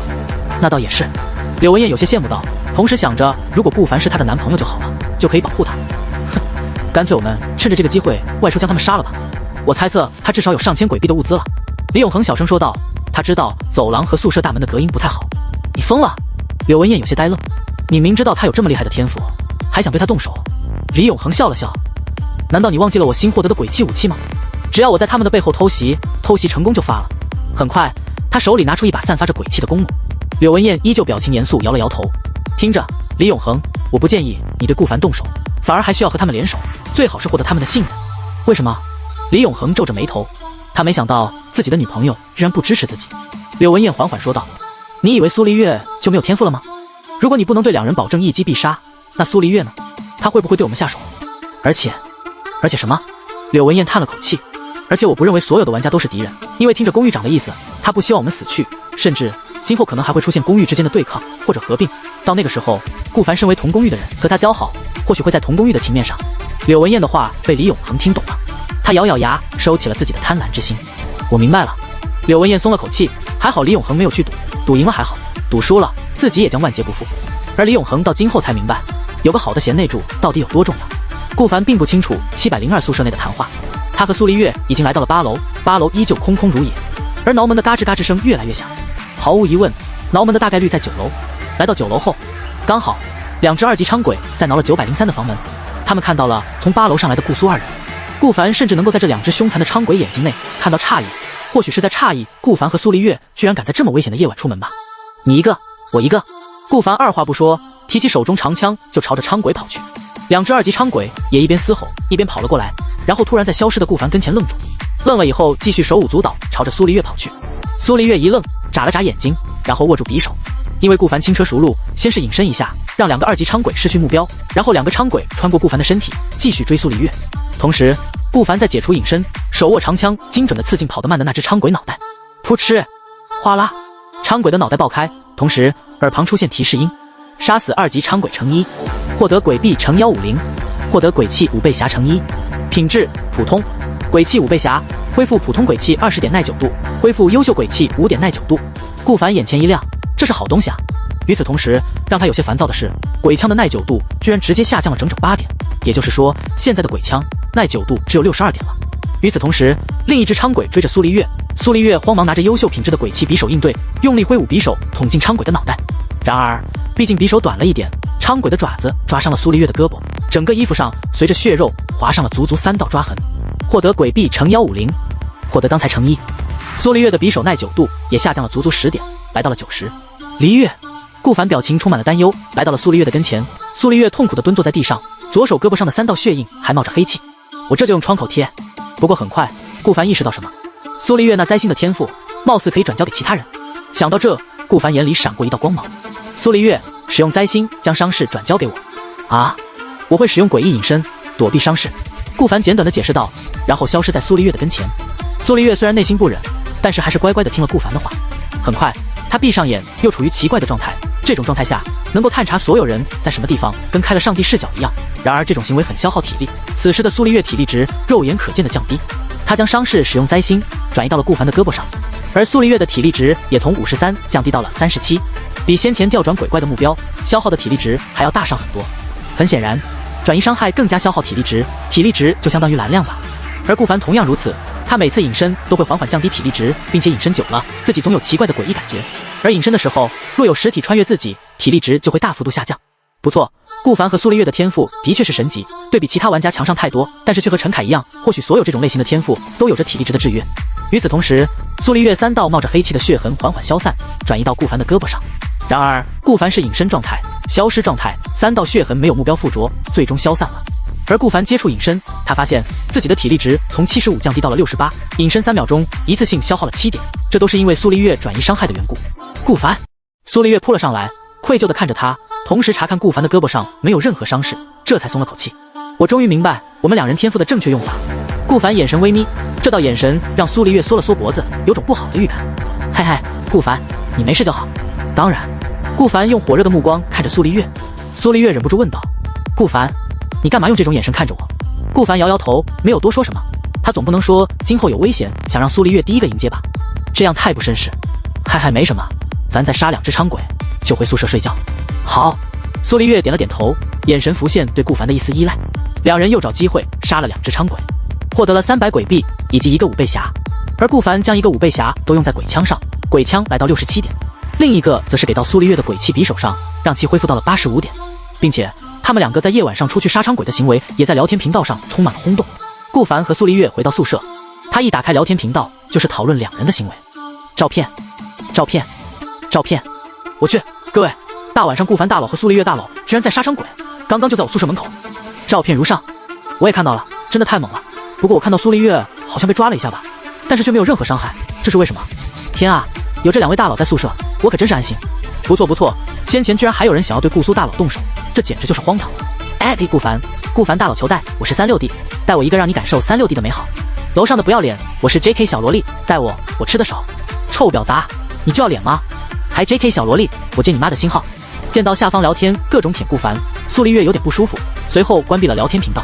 同时，顾凡也清点收获，又多了300鬼币，这下资产加起来过2000没问题，主要还是那个医疗注射剂珍贵。顾凡想了想，拿着水桶进卫生间。顾凡，你干嘛？苏黎月问道。喝水在厕所喝，这是什么癖好吗？顾凡脱去衣服，我洗一洗，3天不洗澡，我有些受不了了。说完，顾凡将衬衫和长裤丢在了外面。苏黎月眨了眨眼睛，帮忙将外面的衬衫和长裤捡起来，叠整齐放在了桌子上。他也有点想洗澡，内衣内裤闷了3天，很不舒服。那你快点，你洗完我也要洗。顾凡稍微用大桶水的水洗了洗澡。如果这种行为被别的宿舍玩家看到了，肯定会大骂奢侈。然而，通过几场游戏以及4、5次对鬼怪动手，获得了大量鬼币。顾凡虽然不说鬼币自由了，但是使用一些鬼币购买的饮用水洗澡还是可以做到的。等顾凡洗完澡后，虚掩的打开厕所门，伸手想要找衣服，发现厕所门的衣服不见了。顿时，顾凡嘴角抽了抽，这苏黎月真是多管闲事。随后，他想了想，黑着脸大摇大摆地走出厕所，瞪了一眼苏黎月。在苏黎月震惊的目光中，顾凡将桌子上的旧衣服拿走，然后回到厕所穿上衣服。这副操作让苏丽月看傻了，而她也明白为什么顾凡会突然跑出来。我都忘记了，穿越过来每人只有一件换洗的衣服。苏丽月红着脸，刚刚的她目不转睛地看到了一切。顾凡身上健硕的肌肉完全有着穿衣显瘦、脱衣有肉的标准，恐怕彭于晏的身材也不过如此。与此同时，他的8块腹肌犹如刀刻一般明显。同时，苏丽月也没有忘记瞅那个地方，那种规模简直恐怖如斯。不过很快，苏丽月反应过来，为什么顾凡不叫自己帮忙把衣服递过去？真是个流氓！苏丽月眼里闪过些许不舍，但是却红着脸小声怒骂了一句。与此同时，顾凡从厕所出来：“你骂我流氓？那你偷我衣服干什么？”我……苏丽月哑然，而且谁知道你对我衣服做了什么？顾凡摇头说道。苏丽月继续哑然，许久才有些恼怒道：“我那不是想着帮你叠叠衣服吗？而你叫我递给你不就行了？真是的！好啦好啦，我的错。”说到后面，苏丽月的语气又弱了。顾凡耸了耸肩：“快去吧，还给你留了半桶洗澡。”苏丽月点了点头，灰溜溜走了进去。同时，因为厕所里面只有一个马桶、洗漱以及放衣服的架子或者台子都没，她3两下脱了衣服，然后一个个叠起来。在准备放在外面地上的时候，苏丽月鬼使神差的闻了闻脏衣服，也还好，味道也不是很大，要是有洗衣机就好了。苏丽月叹了口气，打开厕所门，然后丢在了门外。顾凡则是躺在床上左边，也并没有报复苏丽月，把她衣服放在桌子上。他的体力值已经很低了，需要休息好好恢复。随后看了一眼天花板上的发黄灯泡，也不知道这灯泡怎么才能关上去，一直亮着，真影响睡眠质量。顾凡已经好几天没睡好了，算了，我先等苏丽月洗完澡吧，今天也该我手前半夜了。哗啦啦的水声在厕所响起，又听见搓来搓去的声音。顾凡又忍不住看着门口的那一叠蓝白色的 JK 服，上下内衣以及白色袜子也放在上面。顾凡很快闭目养神，努力压下自己的气血。他是个血气方刚的男人，3天和美女校花同居说没想法是不可能的。终于10来分钟煎熬过去，苏丽月小手伸出来，偷偷的将衣服都拿回去，袜子则是塞进鞋子里。窸窣的穿衣声响起，很快他就从厕所出来。因为脚湿湿，袜子又穿了几天，所以他想了想，还是学顾凡，将袜子给拿出来放在窗台晾晒，湿漉漉的脚塞进鞋子里。若不是地上也不干净，甚至偶尔还能看见爬虫的话，他早就光着脚丫了。顾凡，我洗完澡了。苏丽月连忙跑了过来，你该睡觉了，下半夜我喊你起来。苏丽月一愣，然后指了指自己湿漉漉的头发，你没有洗发水也能洗头发？头发太油了，不舒服。顾凡，咱说好了，上半夜你先睡，你需要养够足够的精神，后半夜我再叫你起来啊。苏丽月的语气有些宠溺，顾凡则是有些鸡皮疙瘩，他有些不太习惯女生这么和他说话。不过苏丽月在某些方面真的挺为自己着想的，若是真的在一起的话，貌似也不错。顾凡也不知道自己脑子是不是抽了，非得光着身子出去拿衣服。我一定是鬼上身了，暗自念叨后，顾凡的眼皮耷拉下去，很快就睡着。苏丽月也爬到床上，待在了顾凡的右边。苏丽月这么考虑是有原因的，因为门在脚底的右边，如果有坏人和鬼怪破门而入的话，第一个遭殃的就是自己。这样一来，就算2人睡着，自己惊醒之后，也可以用天赋，然后将目标和伤势转移到其他玩家，而顾凡也不会遭到伤害。苏丽月平时傻呆呆的，说话也没有一点情商，可是在某些方面，她又能展现一些智慧。时间很快过去，时不时走廊出现的脚步声和门前的刺挠声会惊吓到靠着床右边的苏丽月。她晚上有好几次差点睡着了，直到晚上4点，她才疲惫地喊醒顾凡，然后自己睡下去。顾凡醒来见状，时间已经凌晨4点钟了，不由得叹了口气。一直到早上6点，叮，剩余玩家21人，外出玩家5人，共26人。如今为求生第4日，检测到有4名玩家拖欠房租已有4日，超过3日期限，这4名玩家即将被处死。请所有玩家牢记，目前活着的玩家都是精英，不要出现拖欠房租的行为，感谢玩家们的合作。变化1，单人游戏房的数量增加到5个，并且获得的鬼币将大幅度增加。变化2，多人游戏房的数量增加到5个，并且每日限定游玩次数提升到2，也就是说，室外生存每天可以游玩2次。听着提示的声音，聊天频道内突然凭空出现4张照片，每张照片都有个被捏断脖子的玩家。很显然，这4个玩家大概率就是拖欠房租然后被处死的玩家。而顾凡相信，估计至少有10人以上，房租多多少少十分紧张。原因很简单，因为除了游戏，探索宿舍、获得鬼币的方式实在太少了。同时，苏丽月也一脸懵逼的醒过来，你继续睡觉。顾凡把他按了下去。苏丽月又弹了起来，你昨天4点睡，你6点就起。顾凡嘴角一抽，看着正在擦嘴角口水的苏丽月，那我再睡2小时吧。等苏丽月睡下，顾凡叹了口气，睡眠太少绝对对身体不好。他看了一眼苏丽月的体力值，现在才恢复到60，至少得等到80再出门吧。他下去玩了一下单人游戏，获得了5枚鬼币。不错，单人游戏房的鬼币增加了5倍，而生与死的牌子抽终生的概率已经降低到了1/6，但是生与死抽终生牌，那获得的鬼币也提升到了500枚鬼币。当然了，正常的骰子游戏和问答游戏，如果回答错误，照样要给那个骷髅5个鬼币。随后，顾凡顺便看了一下商店，发现商店多出了很多新东西。先是照例把鬼气窗口贴满了几个，买了一大桶水用来洗澡。除此之外，顾凡还看到了一些日常用品售卖，比如纸巾，1包需要1枚鬼币，还有卫生巾，卫生巾就有些贵了，需要2枚鬼币。顾凡买了10包纸巾以及2包卫生巾，前者自己和苏丽月上厕所都要用，那卷纸迟早会用完；后者则是苏丽月要用，虽然刚刚才过她的生理期，但是囤着肯定有备无患嘛。随后，顾凡又看到了一个新东西，背包格子成衣，增加背包1个格子，价格100鬼币。顾凡和苏丽月的背包格子一共是40个，每一个格子可以装100个相同的东西。因为是2人共同的背包，所以储存的东西比背包格子多1倍左右。啧啧，这售价太贵了，顾凡没有购买，现在离装满背包还很远呢。当然，既然纸巾和卫生巾都有，自然也有其他日常用品。洗发水5鬼币1个，沐浴露5鬼币1个，洗面奶5鬼币1个，同时还有毛巾，也是5鬼币。顾凡又花了40个鬼币购买了一份洗浴套装以及毛巾，这样一来，洗澡就能洗干净了。回到宿舍，过了大约3-4个小时，期间顾凡拒绝了陈凯等人的邀请，打算等苏丽月睡好后再说。而陈凯和杨云表示要等顾凡，王爷则是在宿舍，他今天不想出门照顾妹妹。当然了，邀请的除了陈凯和杨云之外，还有那对同楼的情侣。到了10点钟，顾凡想了想，叫醒了苏丽月。苏丽月再次猛地起身，看到时间后叫了一声：“啊，顾凡，你怎么不早点叫我起来啊？”苏丽月撅着嘴巴，委屈地看着顾凡：“让你好好休息，你还觉得不爽？那也是，睡得还挺舒服的。今天得看看能不能外出2次，达成外出3次的目标，早日将宿舍升到3级。”苏丽月点点头，起来后吃个早饭，收拾好一切后跟着顾凡出门。而同时，在门口等候已久的陈凯、刘月终于看到了2人出现。顾凡，你终于出门了。陈凯呵呵一笑，一旁那对情侣李永恒和柳文燕也用央求的目光看着顾凡。杨云和李萌萌这对体型比较庞大的夫妻也是如此。走吧，8个人差不多了。顾凡环顾了一下，然后看了一眼李永恒。李永恒有些紧张，他不知道昨天晚上说要对顾凡动手被柳文燕阻止的事情，顾凡究竟知不知道？你们2人有没有什么天赋或者特殊的能力？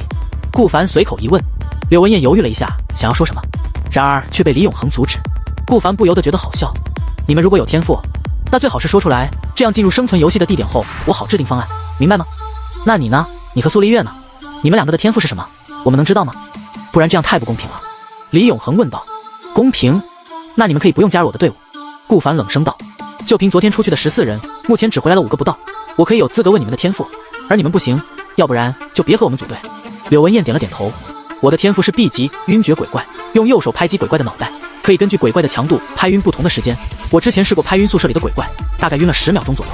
当然，因为能力太强，只能存储2次，并且1次的冷却值就需要2小时。顾凡眼前一亮，这算很强大的天赋了。不过之所以只有 B 级的缘故，估计是因为限制太多。第一，需要用右手；第二，需要用右手拍击脑袋；第三，冷却值很长，一次性只能储存2次。李永恒总感觉有些不舒服，但是却没有说什么。行，既然如此，那现在就去多人游戏房吧。顾凡点了点头。虽然柳文燕才 B 级，但是其能力和可玩性都比陈凯的高上很多。陈凯的能力是用于自保，而柳文燕则不一样。不多时，8人浩浩荡荡地前往游戏房。一旁路过看到的玩家不由得窃窃私语：我去，又是顾凡和苏丽月带队。是啊，昨天那名玩家还在顾凡面前叫嚣着室外生存很简单，结果那14人只回来了3个，还有2个生死不知，那叫嚣的玩家也不见了，这简直就是打脸。不过也得看看这次顾凡这8人如何，如果可以活着回来，我一定要抱顾凡的大腿。我也是，顾凡是咱们公寓的希望。杨云则是看了看周围玩家，眼里闪过庆幸，抱大腿得趁早，加上王爷和王梅梅，小团体至少已经10人了。而自己和李萌萌什么能力都没有，也能够被顾凡带上，简直就是幸运。杨云内心暗暗庆幸道。等8人依次进屋，按照昨天的流程，很快那名骷髅就抽出了一个地点。你们8人即将进行的室外生存地点在废弃宅院，所有人都可以获得1枚鬼气生存令，持有鬼气生存令，公寓外道路上的鬼怪将不会攻击你们。不过当你们死去或者回来之后，鬼气生存令将消失，最多持续48小时。废弃宅院的位置将持续提示指引方向。废弃宅院，顾凡喃喃自语，记住了地点。也不知道这次废弃宅院遇到的鬼怪会是什么。几人拿到鬼气生存令之后，纷纷离开公寓。与此同时，前方地面出现一个红色的箭头，指引着方向。走吧，前往宅院生存。顾凡刚想领头，陈凯却站在前面。顾凡大佬，这次依旧我来带路。顾凡没有阻止，有着鬼气生存令，大概率是不会出现问题的。不多时，几人踏上路途，走的总体方向和前往学校相反，并且一路上伥鬼的数量越来越少。每次路过伥鬼，他们都只会用平静但是又带着些许疯狂的目光死死地盯着活人，也不知道这些伥鬼究竟是哪里来的。公寓外面的伥鬼和公寓内的伥鬼是否是同一种物种？很快，顾凡又在一个拐角处发现一个巨大的肥胖怪物，怪物的肚子如同充了气一样，面目狰狞，眼神空洞，皮肤也都腐烂和鲜血混杂在一起，散发着腐败的味道。和普通伥鬼以及鬼怪宿舍内的低等级鬼怪不一样，这个怪物和先前的女鬼一样，靠近都不会显露出任何信息，探查不了情报，真是好恶心的怪物。苏丽月语气充满了忌惮，首次在外遇到的新怪物，也不知道今后公寓夜晚会不会出现这种东西。顾凡凝重道。走了大约3公里，路边的建筑物开始变得空旷起来，同时期间顾凡还遇到了至少2拨人。毫无疑问，这2拨人都是别的公寓出来游玩生存游戏的。终于，红色箭头停留在巨大的宅院门口。这宅院在10086公寓的西北方向。走吧，陈凯率先踏入。众人踏入宅院，和先前前往阳城一中学校一样，在进入的一瞬间，大门突然关闭，同时宅院浓雾里的雾气消散。说是宅院，实际上这个地方简直就是个小村庄，里面至少有5栋农村类型的自建房，还有一个小花园在自建房的中央。不过这些自建房满是灰尘，仿佛被烧过一样。花园上的杂草也是凌乱不堪，大概率是新长的。而后面貌似还有一个小山，整体面积和学校差不多大，躲藏的位置也差不多。自建房内可以躲藏，花园的灌木丛可以躲藏，小山上也可以躲藏。但是这种宅院的格局，5个自建房围着花园，并且建造的稀奇古怪，一点格局都没。整体环境又阴凉潮湿，背后那座小山上如果还是一座坟山，背靠阴煞之地，这种宅院的风水格局异常的差。先找地方躲起来吧。顾凡刚说出来，众人耳旁响起提示音：游戏室外生存，地点阳城某处宅院，任务活下来，从宅院正门或者后山一旁的小门逃跑，时间1天。游戏简要：如今为下午1点半，宅院大门和宅院后门将会在第2天下午1点半打开，打开后就可以离去。10分钟后，将会有一只强大的鬼怪在宅院巡逻，寻找参加游戏的玩家进行非对称对抗游戏。鬼怪胜，寻找并献祭6个或6个以上的玩家，献祭过程为30分钟，被献祭的玩家将持续暴露位置，其余躲藏起来的玩家可选择在献祭过程中救助玩家。玩家被献祭之后，鬼怪的综合实力，包括速度、感知能力等等将增强。与此同时，当有玩家被献祭第2次，第2次哪怕有剩余时间，也将必死无疑。玩家胜，有3个或者超过3个玩家逃出宅院或者杀死鬼怪，剩余玩家将获得150枚鬼币。注：若是只有3个以下的玩家逃出宅院，逃出去的玩家被只能获得50枚鬼币。注：宅院内可能会出现宝箱，打开宝箱将获得资源。检测到该玩家中有6名玩家获得首胜，大半数玩家赢下第1场室外游戏。提供额外情报：该游戏背景，宅院的主人生前有个幸福美满的生活，可是在一起 DNA 的检查下，主人的2个儿子1个女儿都不是他的孩子，和他没有任何血缘关系，并且这3孩子的亲生父亲并不来自同一个人。他气得前去打官司，可奈何被告知离婚之后，妻子得分走1半的家产，今后的家产也将被孩子继承。尤其是在一次偷听下，得知妻子要和野男人弄死自己，1半也不给自己留。怒火攻下之下，宅院的主人使用电锯捅死了妻子和3个孩子，自知活不下去，他施加了一大把火，在烈火的熊熊燃烧下，美满的家庭就此破灭，宅院一切也被焚烧殆尽。然而宅院的主人以及妻子和孩子的尸体并没有在大火的燃烧下焚烧干净，他从灰烬之中重生，成为了挥舞电锯的凶残厉鬼，同时也将自己死去的妻子和孩子变制成了鬼奴。听着背景故事，顾凡深深地皱眉头，并不是因为可怜这个电锯鬼，而是在想，既然妻子和3个孩子都成为了鬼奴，那在这场游戏内也就是要面对足足5个鬼。天啊，好可怜的老实人。刘月在一旁感慨道，3个孩子都不是自己的，甚至来自不同人，也难怪变成厉鬼了。一旁李永恒喃喃自语道。顾凡点点头，好了，各位赶紧找地方躲起来吧，分散开来。柳文燕突然说道，我们几人分散开来，也不要一味的躲藏，也可以寻找那个所谓的宝箱，我有预感宝箱是我们能够活下去的关键。顾凡不由得多看了一眼柳文燕，上一场游戏他可没有参加。陈凯点点头，的确如此，若是找到宝箱，对抗这个厉鬼将不成任何问题。李永恒笑了笑，也就是说我们既是同伴也是竞争者了。陈凯摇头，不是这个意思，谁获得宝箱都不能够私藏，必须得用其对抗鬼怪，如若不然就是和其他玩家作对。顾凡点点头，看向李永恒，不错，不论是谁获得宝箱，对我们玩家一方都是好事，尽早离开才能尽早脱离危险。随后顾凡拉了一个小群，这个小群一共8个人。先前那学校的女鬼拥有特殊能力，谁若是用视线看着她，那就会被她发现在哪，保不准这个电锯鬼同样如此，拥有着其他特殊能力，所以大伙如果有什么发现，还请踊跃在群里发言。说完，顾凡带着苏丽月离开，从第1个自建房开始查找宝箱。每间宅子都有大约4、5层，因为被火烧过，所以一进宅子就有股腐烂以及烧焦的味道。其他玩家也是如此。杨云和李萌萌就懒得参加搜索宝箱这个事情了，他们没有任何天赋，唯一的鬼气也碎了，在花园内找到一个井，里面是干枯的，想了想，没犹豫，两人藏在了井内。而李永恒和柳文燕则是前往后山寻找。时间很快就到了10分钟，随着时间到来，花园的中央一道黑气不断汇聚成一个身长足有3米的怪物。怪物双手握着一把电锯，并且浑身皮肤漆黑，仿佛被烈火灼烧过一样。与此同时，怪物的全身散发着腐烂以及烧焦的味道。自建房的楼道上，顾凡突然瞥见，在看到怪物的一瞬间，立马调转眼神，用余光去瞧见这怪物。这就是电锯鬼。不过按道理，根据王爷的说法，当我看到鬼的时候，他会立马调转脑袋看向自己。不过显然是没有的。既然如此，只有一可能，这个电锯鬼并不忌讳对视。他的能力究竟是什么呢？顾凡很好奇。苏丽月搜索了一番卧室，发现什么都没有，只有一地的灰尘，被灼烧过的铁架子。他走出来，顾凡，你在看什么呢？还不快点找宝箱！顾凡摇摇头，眼神凝重的电锯鬼。只见电锯鬼的前方有着4道黑气汇聚，顺着顾凡的目光，又是4具焦黑且腐败不堪的尸体，粗略且颇具人形的模样，貌似刚好对上了妻子以及3个孩子。这就是情报里所说的鬼仆吗？看样子，这就是电锯鬼的能力之一，能够创造鬼仆，这宅院相当危险。不过，顾凡始终牢记一句话：风险和机遇并存，风险足够大，机遇上限越高，宝箱的东西绝对很值钱，并且那把鬼电锯看着也不赖。顾凡拍了一张照片，将其发到了群里。而4个鬼仆晃晃悠悠地朝着4个房子前去，电锯鬼则是一边拉着电锯，电锯发出刺耳的响声，一边大腿快步地朝着第5个房间。有个鬼仆朝着第1间自建房来了，我们要怎么办？苏丽月问道。顾凡想了想，把它解决了吧。事到如今，只有将所有鬼仆解决掉，才能安心寻找宝箱。两人在1楼和2楼之间的楼道待着，刚刚已经搜查了50%了，除了一地的灰尘，什么都没有。看样子大概率都被大火给带走了。要知道，哪怕是在学校，也有一些木材等基础材料。很快，那个水性杨花的妻子鬼仆晃晃悠悠地来到楼道。顾凡二话不说，拿出普通品质的鬼斧，朝着鬼仆的脑袋砍去。下一刻，鬼仆的脑袋掉落在地上。与此同时，鬼斧的耐久度也榨干了15点，只剩下最后15点。果不其然，鬼仆的实力不过如此，和2级昌鬼以及那牛鬼差不了多少，普通品质的武器足矣。说完，顾凡拉着苏丽月准备继续探索。然而很快，令2人震惊的一幕发生了。本应该被鬼气武器杀死的鬼仆，居然摇摇晃晃地站了起来。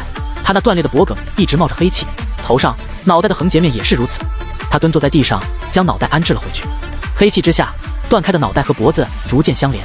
这是顾凡后退了几步，他第一次遇到这种事情。蕴含鬼气的武器不应该所向披靡才对吗？15点耐久度，实打实的消耗了。随后，这只鬼仆再次摇摇晃晃地朝着顾凡和苏丽月慢慢走来。对比昌鬼，他的劣势就是速度慢了很多。黎月啊，在，他的目标是你还是我？好像是我。在苏丽月的感知下，鬼仆可以调转目标，将目标调转到我身上，让鬼仆攻击我。好，苏丽月发动能力，顾凡也发动能力。鬼仆攻击了一下隐身的顾凡，在2人紧张的注视下，鬼仆继续朝着苏丽月晃晃悠悠的前进。怎么会这样？顾凡大惊失色。因为我的灾星天赋是有概率再次被盯上吗？苏丽月解释道。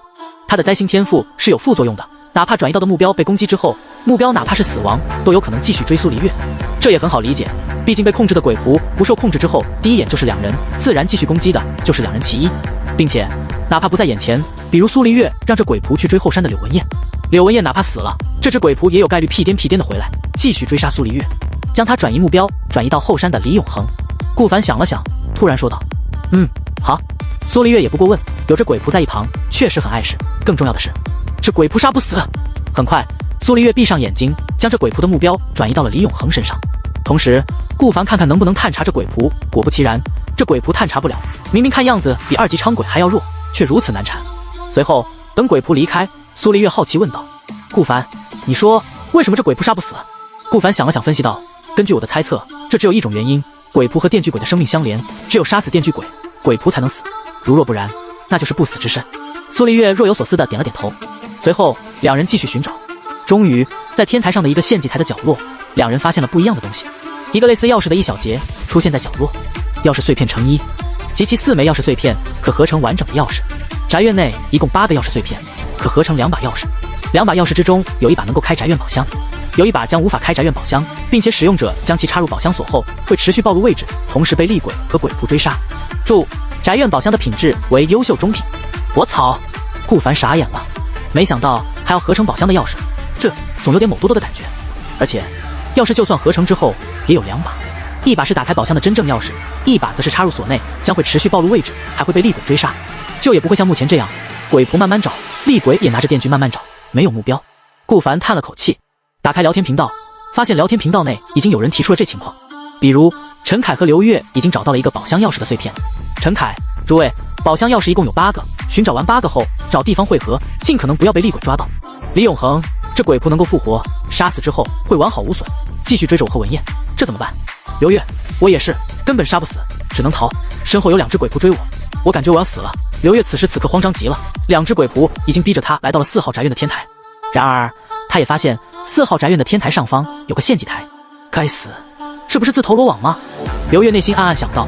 而2个鬼仆已经靠近了刘月，同时电锯鬼已经搜查了5号宅院，正在朝着4号宅院的方向走去，手里的电锯发出滋滋滋的响声。他惊恐万分，蹲坐在4号宅院的墙角。鬼仆走向刘月，本以为要被拎向献祭台，却没成想鬼仆居然直接对着刘月拍了一爪子。刘月受到不小的伤害，胸口被抓出3道血痕，血痕之上还不断冒着黑气。他在地上嘶吼，眼里闪过绝望之色。这鬼仆不是要将他带到献祭台，然后等同伴来救吗？为什么会这样？就在他以为自己要死了的时候，2只鬼仆晃晃悠悠地离开。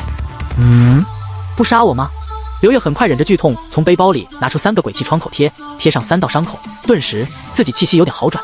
他内心十分好奇，这鬼仆又不献祭他，又不杀他，到底为什么？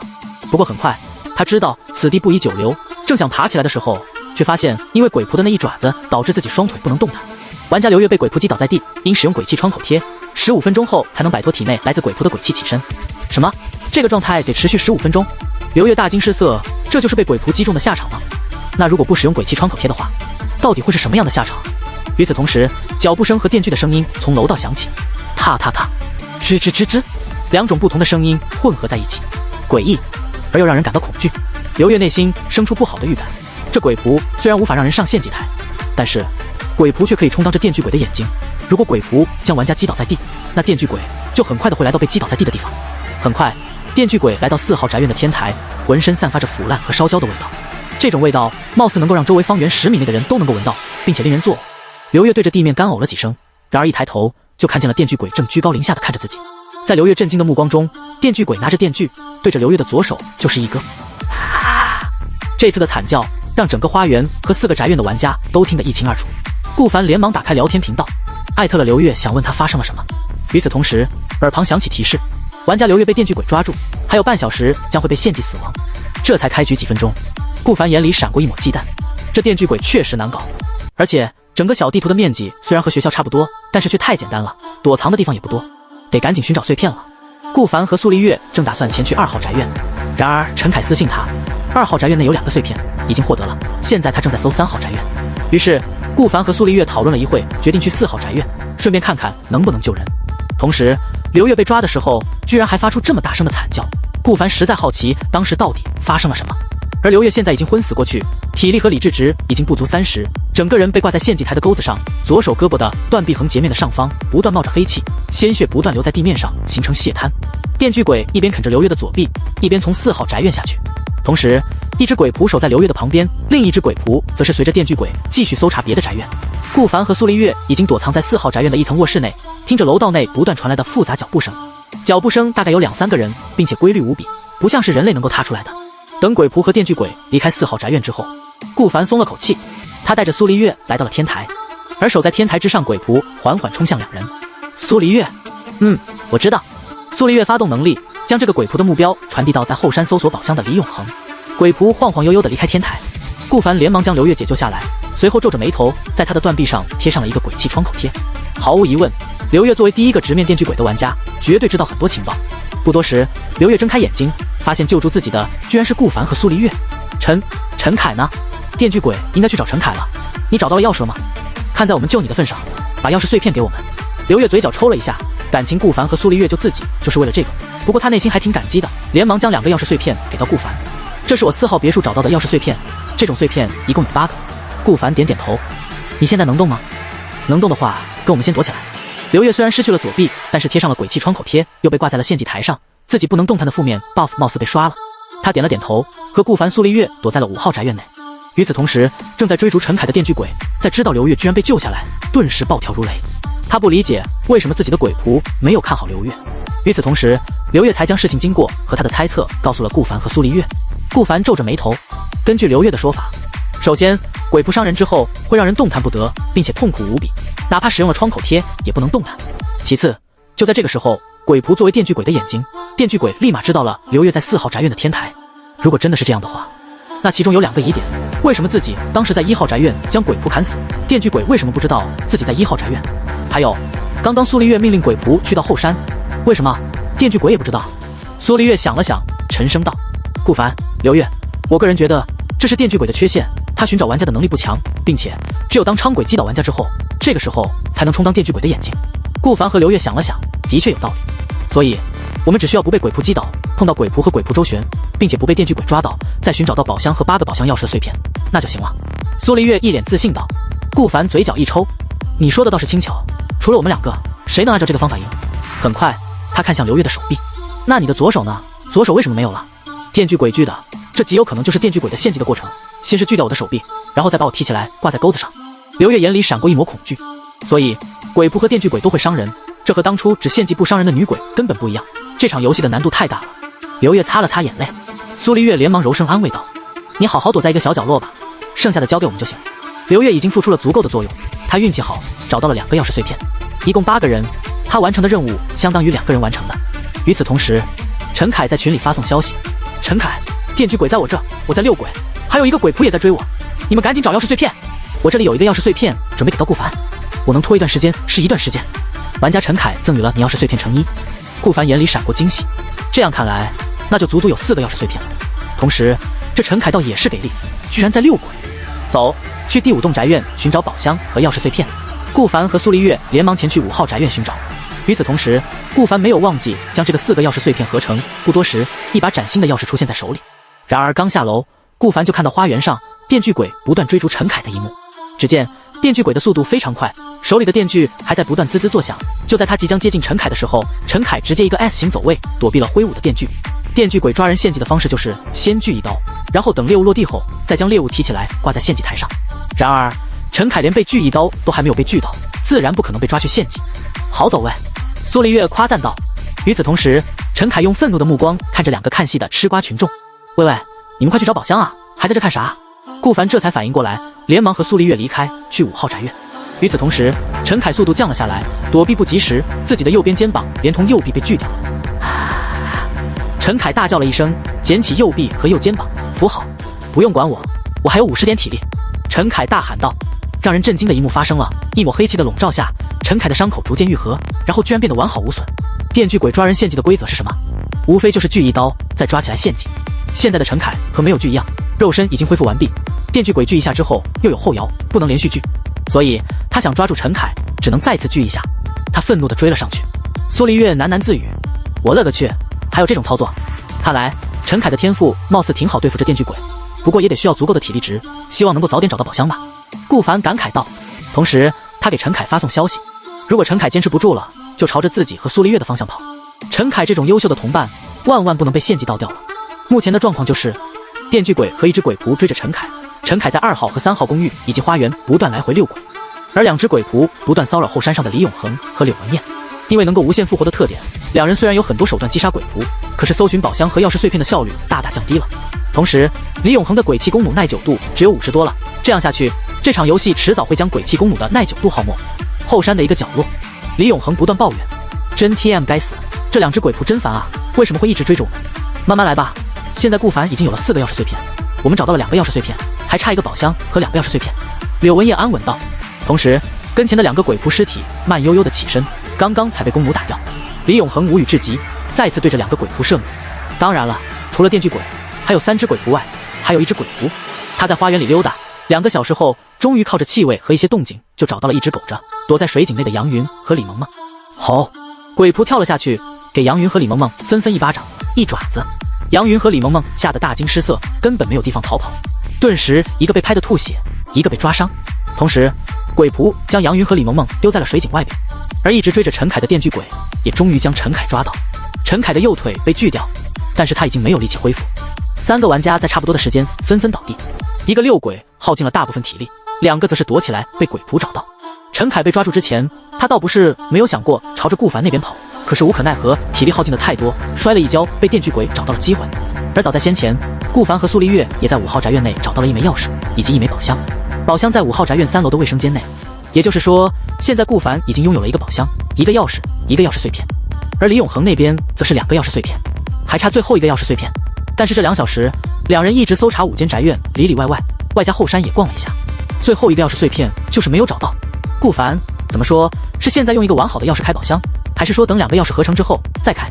顾凡想到开错的副作用，摇摇头。一旦开错，就是被电锯鬼和4个鬼仆盯上，持续暴露自己的位置。虽然靠着隐身不一定有事，可是这样一来，想要合成最后一个钥匙根本不可能。不着急，现在先和李永恒他们会合，然后救人。已经2个小时了，该找的地方已经都找了，就完然后再说。还有一点就是，顾凡必须保证这个宝箱是由自己开启。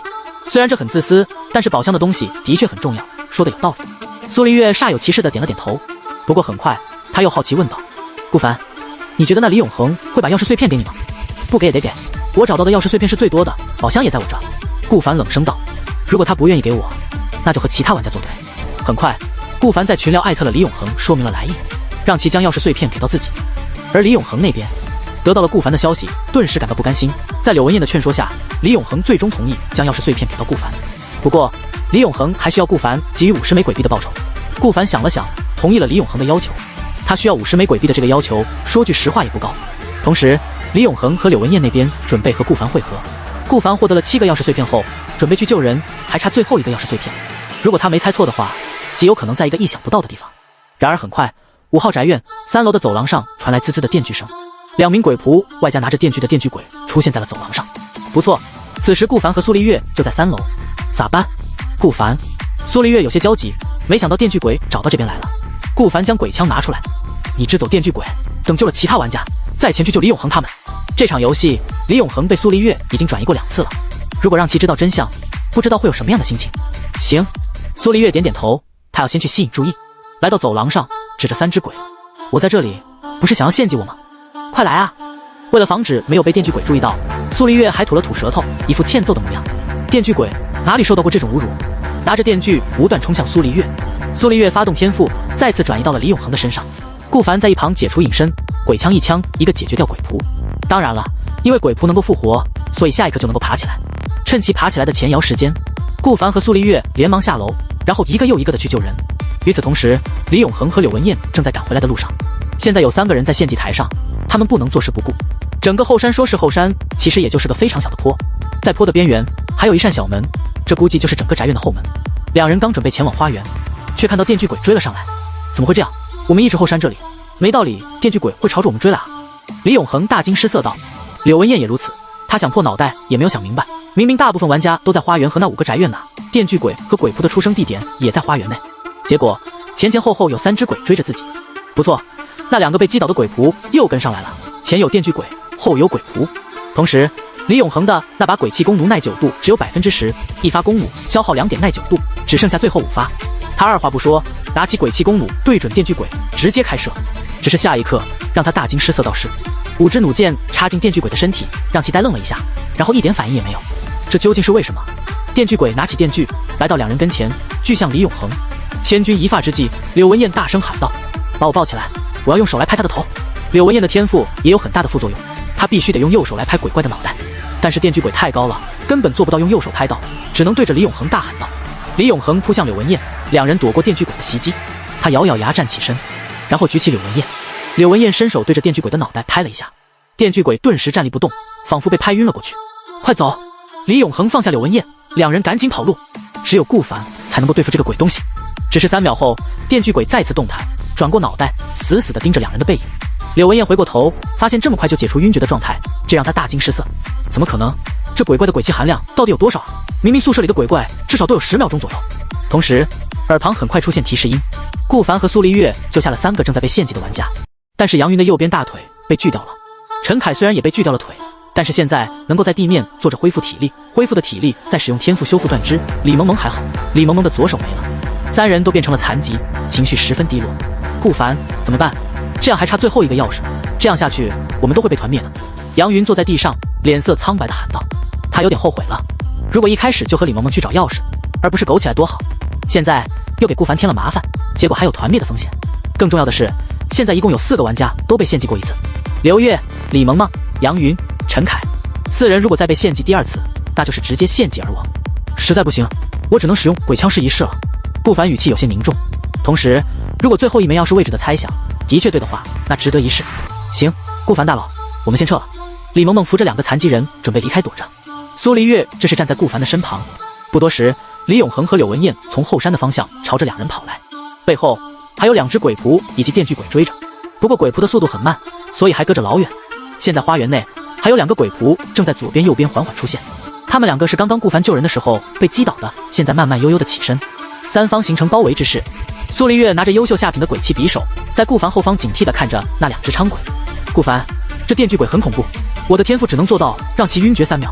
顾凡眼前一亮，柳文燕，你现在还有一次天赋的使用机会吗？是的，刚刚使用了1次，给到了追来的电锯鬼，但是只能让其呆滞3秒，也不知道为什么。我们在后山好好的，为什么电锯鬼会跨过你们来到后山找我们？柳文燕叹了口气说道。一时间，一旁的苏黎月表情有些不自然。那样足够了，而且如果猜错的话，你们都得死。顾凡摇了摇头，什么猜错？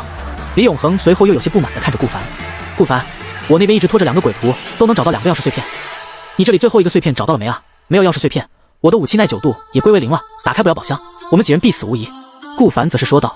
错了，你们会死，但是我们不会，而且人越少越好躲。行了，现在是纠结这个的时候吗？顾凡，我应该怎么做？听你的意思，我这天赋能有什么用吗？柳文燕好奇问道。顾凡随后命令道，你去拍晕电锯鬼。苏黎月，你注意一下后面来的鬼仆。苏黎月点了点头。好，顾凡，我不会让你受到伤害的。很快，电锯吱吱吱的声音越来越近。李永恒抱起柳文燕，柳文燕故技重施，一巴掌拍晕电锯鬼。顾凡，就是现在，只有3秒。顾凡点点头。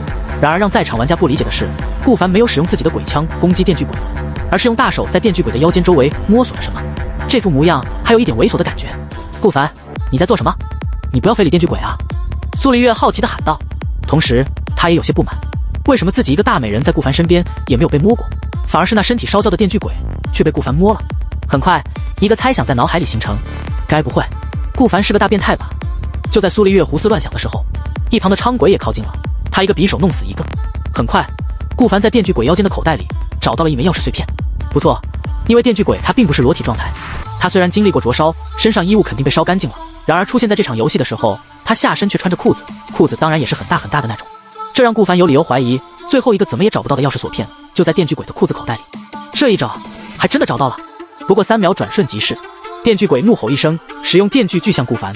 顾凡当着几人的面发动隐身，躲过了电锯的袭击。他连忙手忙脚乱地爬起来，先跑！4人听闻分散开来，同时李永恒大骂道：顾凡，你是不是有毛病？浪费我女朋友一个天赋次数，结果你呢，就是为了摸一把电锯鬼，放着这么好看的舍友不摸，去摸一个鬼，我真是透你猴子的！柳文燕也满脸不解。按道理，顾凡长这么清秀帅气，人至少不应该。电锯鬼愣了一下，然后追向跑得最慢的苏黎月。苏黎月调转目标，转移到李永恒身上。第4次了，很简单，李永恒怒骂顾凡，这让苏黎月感到很不爽。这一幕被柳文燕回头看到了，她若有所思地看着本来追逐苏黎月的电锯鬼，现在又调转目标朝向一旁的李永恒。情况复杂，顾凡终于拉着苏黎月跑到了2号宅院内，他背靠着墙壁大口呼吸。说实话，顾凡不是没想过用鬼枪攻击电锯鬼，但是电锯鬼这么大块头以及身上的鬼气，毫无疑问，鬼枪大概率是造不了很高的伤害的，而且耐久度只有1半多了，如果强行使用，鬼枪爆了，这才是欲哭无泪。顾凡，你刚刚为什么要摸电锯鬼啊？苏黎月好奇地问道。顾凡伸手，里面豁然是钥匙的一小节，最后一块钥匙碎片就在电锯鬼的左边口袋内。苏黎月睁大眼睛，同时他也松了口气，还好顾凡是为了获得钥匙碎片。你真是个傻丫头，你不会真把我当变态了吧？顾凡无语地说道。我们找了那么久，最后一个钥匙碎片就是找不到，原因不很简单吗？那肯定是在电锯鬼的身上，并且按照道理，电锯鬼身上不应该有衣服才对，他经历过烈火的焚烧，可是却穿着一个合身的裤子，这不很值得奇怪吗？所以我就猜想，钥匙大概就是在裤子里头。苏黎月想了想，好奇问道：那如果不在怎么办？不在就不在呗，我隐身，你把电锯鬼引向别的玩家，不很容易就逃了吗？说的也是。苏黎月点点头，2人的天赋都将保命能力拉满了。顾凡拿出宝箱，合成了钥匙，手握2个钥匙，毫不犹豫选择打开宝箱。只是第一个钥匙插入宝箱的时候，没有任何反应，宝箱也没有打开，耳旁传来提示音，获得电锯鬼和鬼仆的注意，将持续暴露位置。顾凡长吁一口气，还好第一个钥匙没有着急开，果不其然，在电锯鬼身上的就是真正宝箱钥匙的碎片。这个生存游戏绝对是特别危险的，如果参加的玩家没有天赋，毫无疑问必将团灭，没有第二种可能。原因很简单，顾凡是这么获得的最后一个碎片，靠猜，而这个猜却需要两人的天赋。原本顾凡还想着用鬼枪看看能不能击伤电锯鬼，然后趁着时间夺取电锯鬼腰间的钥匙碎片，但是很显然，这个危险程度太高了。后面看到柳文燕，发现他还有一次天赋机会，就先击晕电锯鬼，再偷钥匙碎片，偷的时间刚好3秒多。电锯鬼反应过来，还锯了一下顾凡，还好顾凡有隐身的天赋，要不然真的要凉了。也就是说，顾凡获得最后一个钥匙碎片，用到一个 S 级和一个 B 级的天赋，再加上顾凡的脑洞，大部分玩家肯定猜不到钥匙碎片就在电锯鬼的身上。与此同时，李永恒那边刚被锯了一个右臂，准备被提起来献祭的时候，电锯鬼仿佛卡 bug 了一样站立不动，将李永恒放下来后，慢悠悠地朝向顾凡的方向。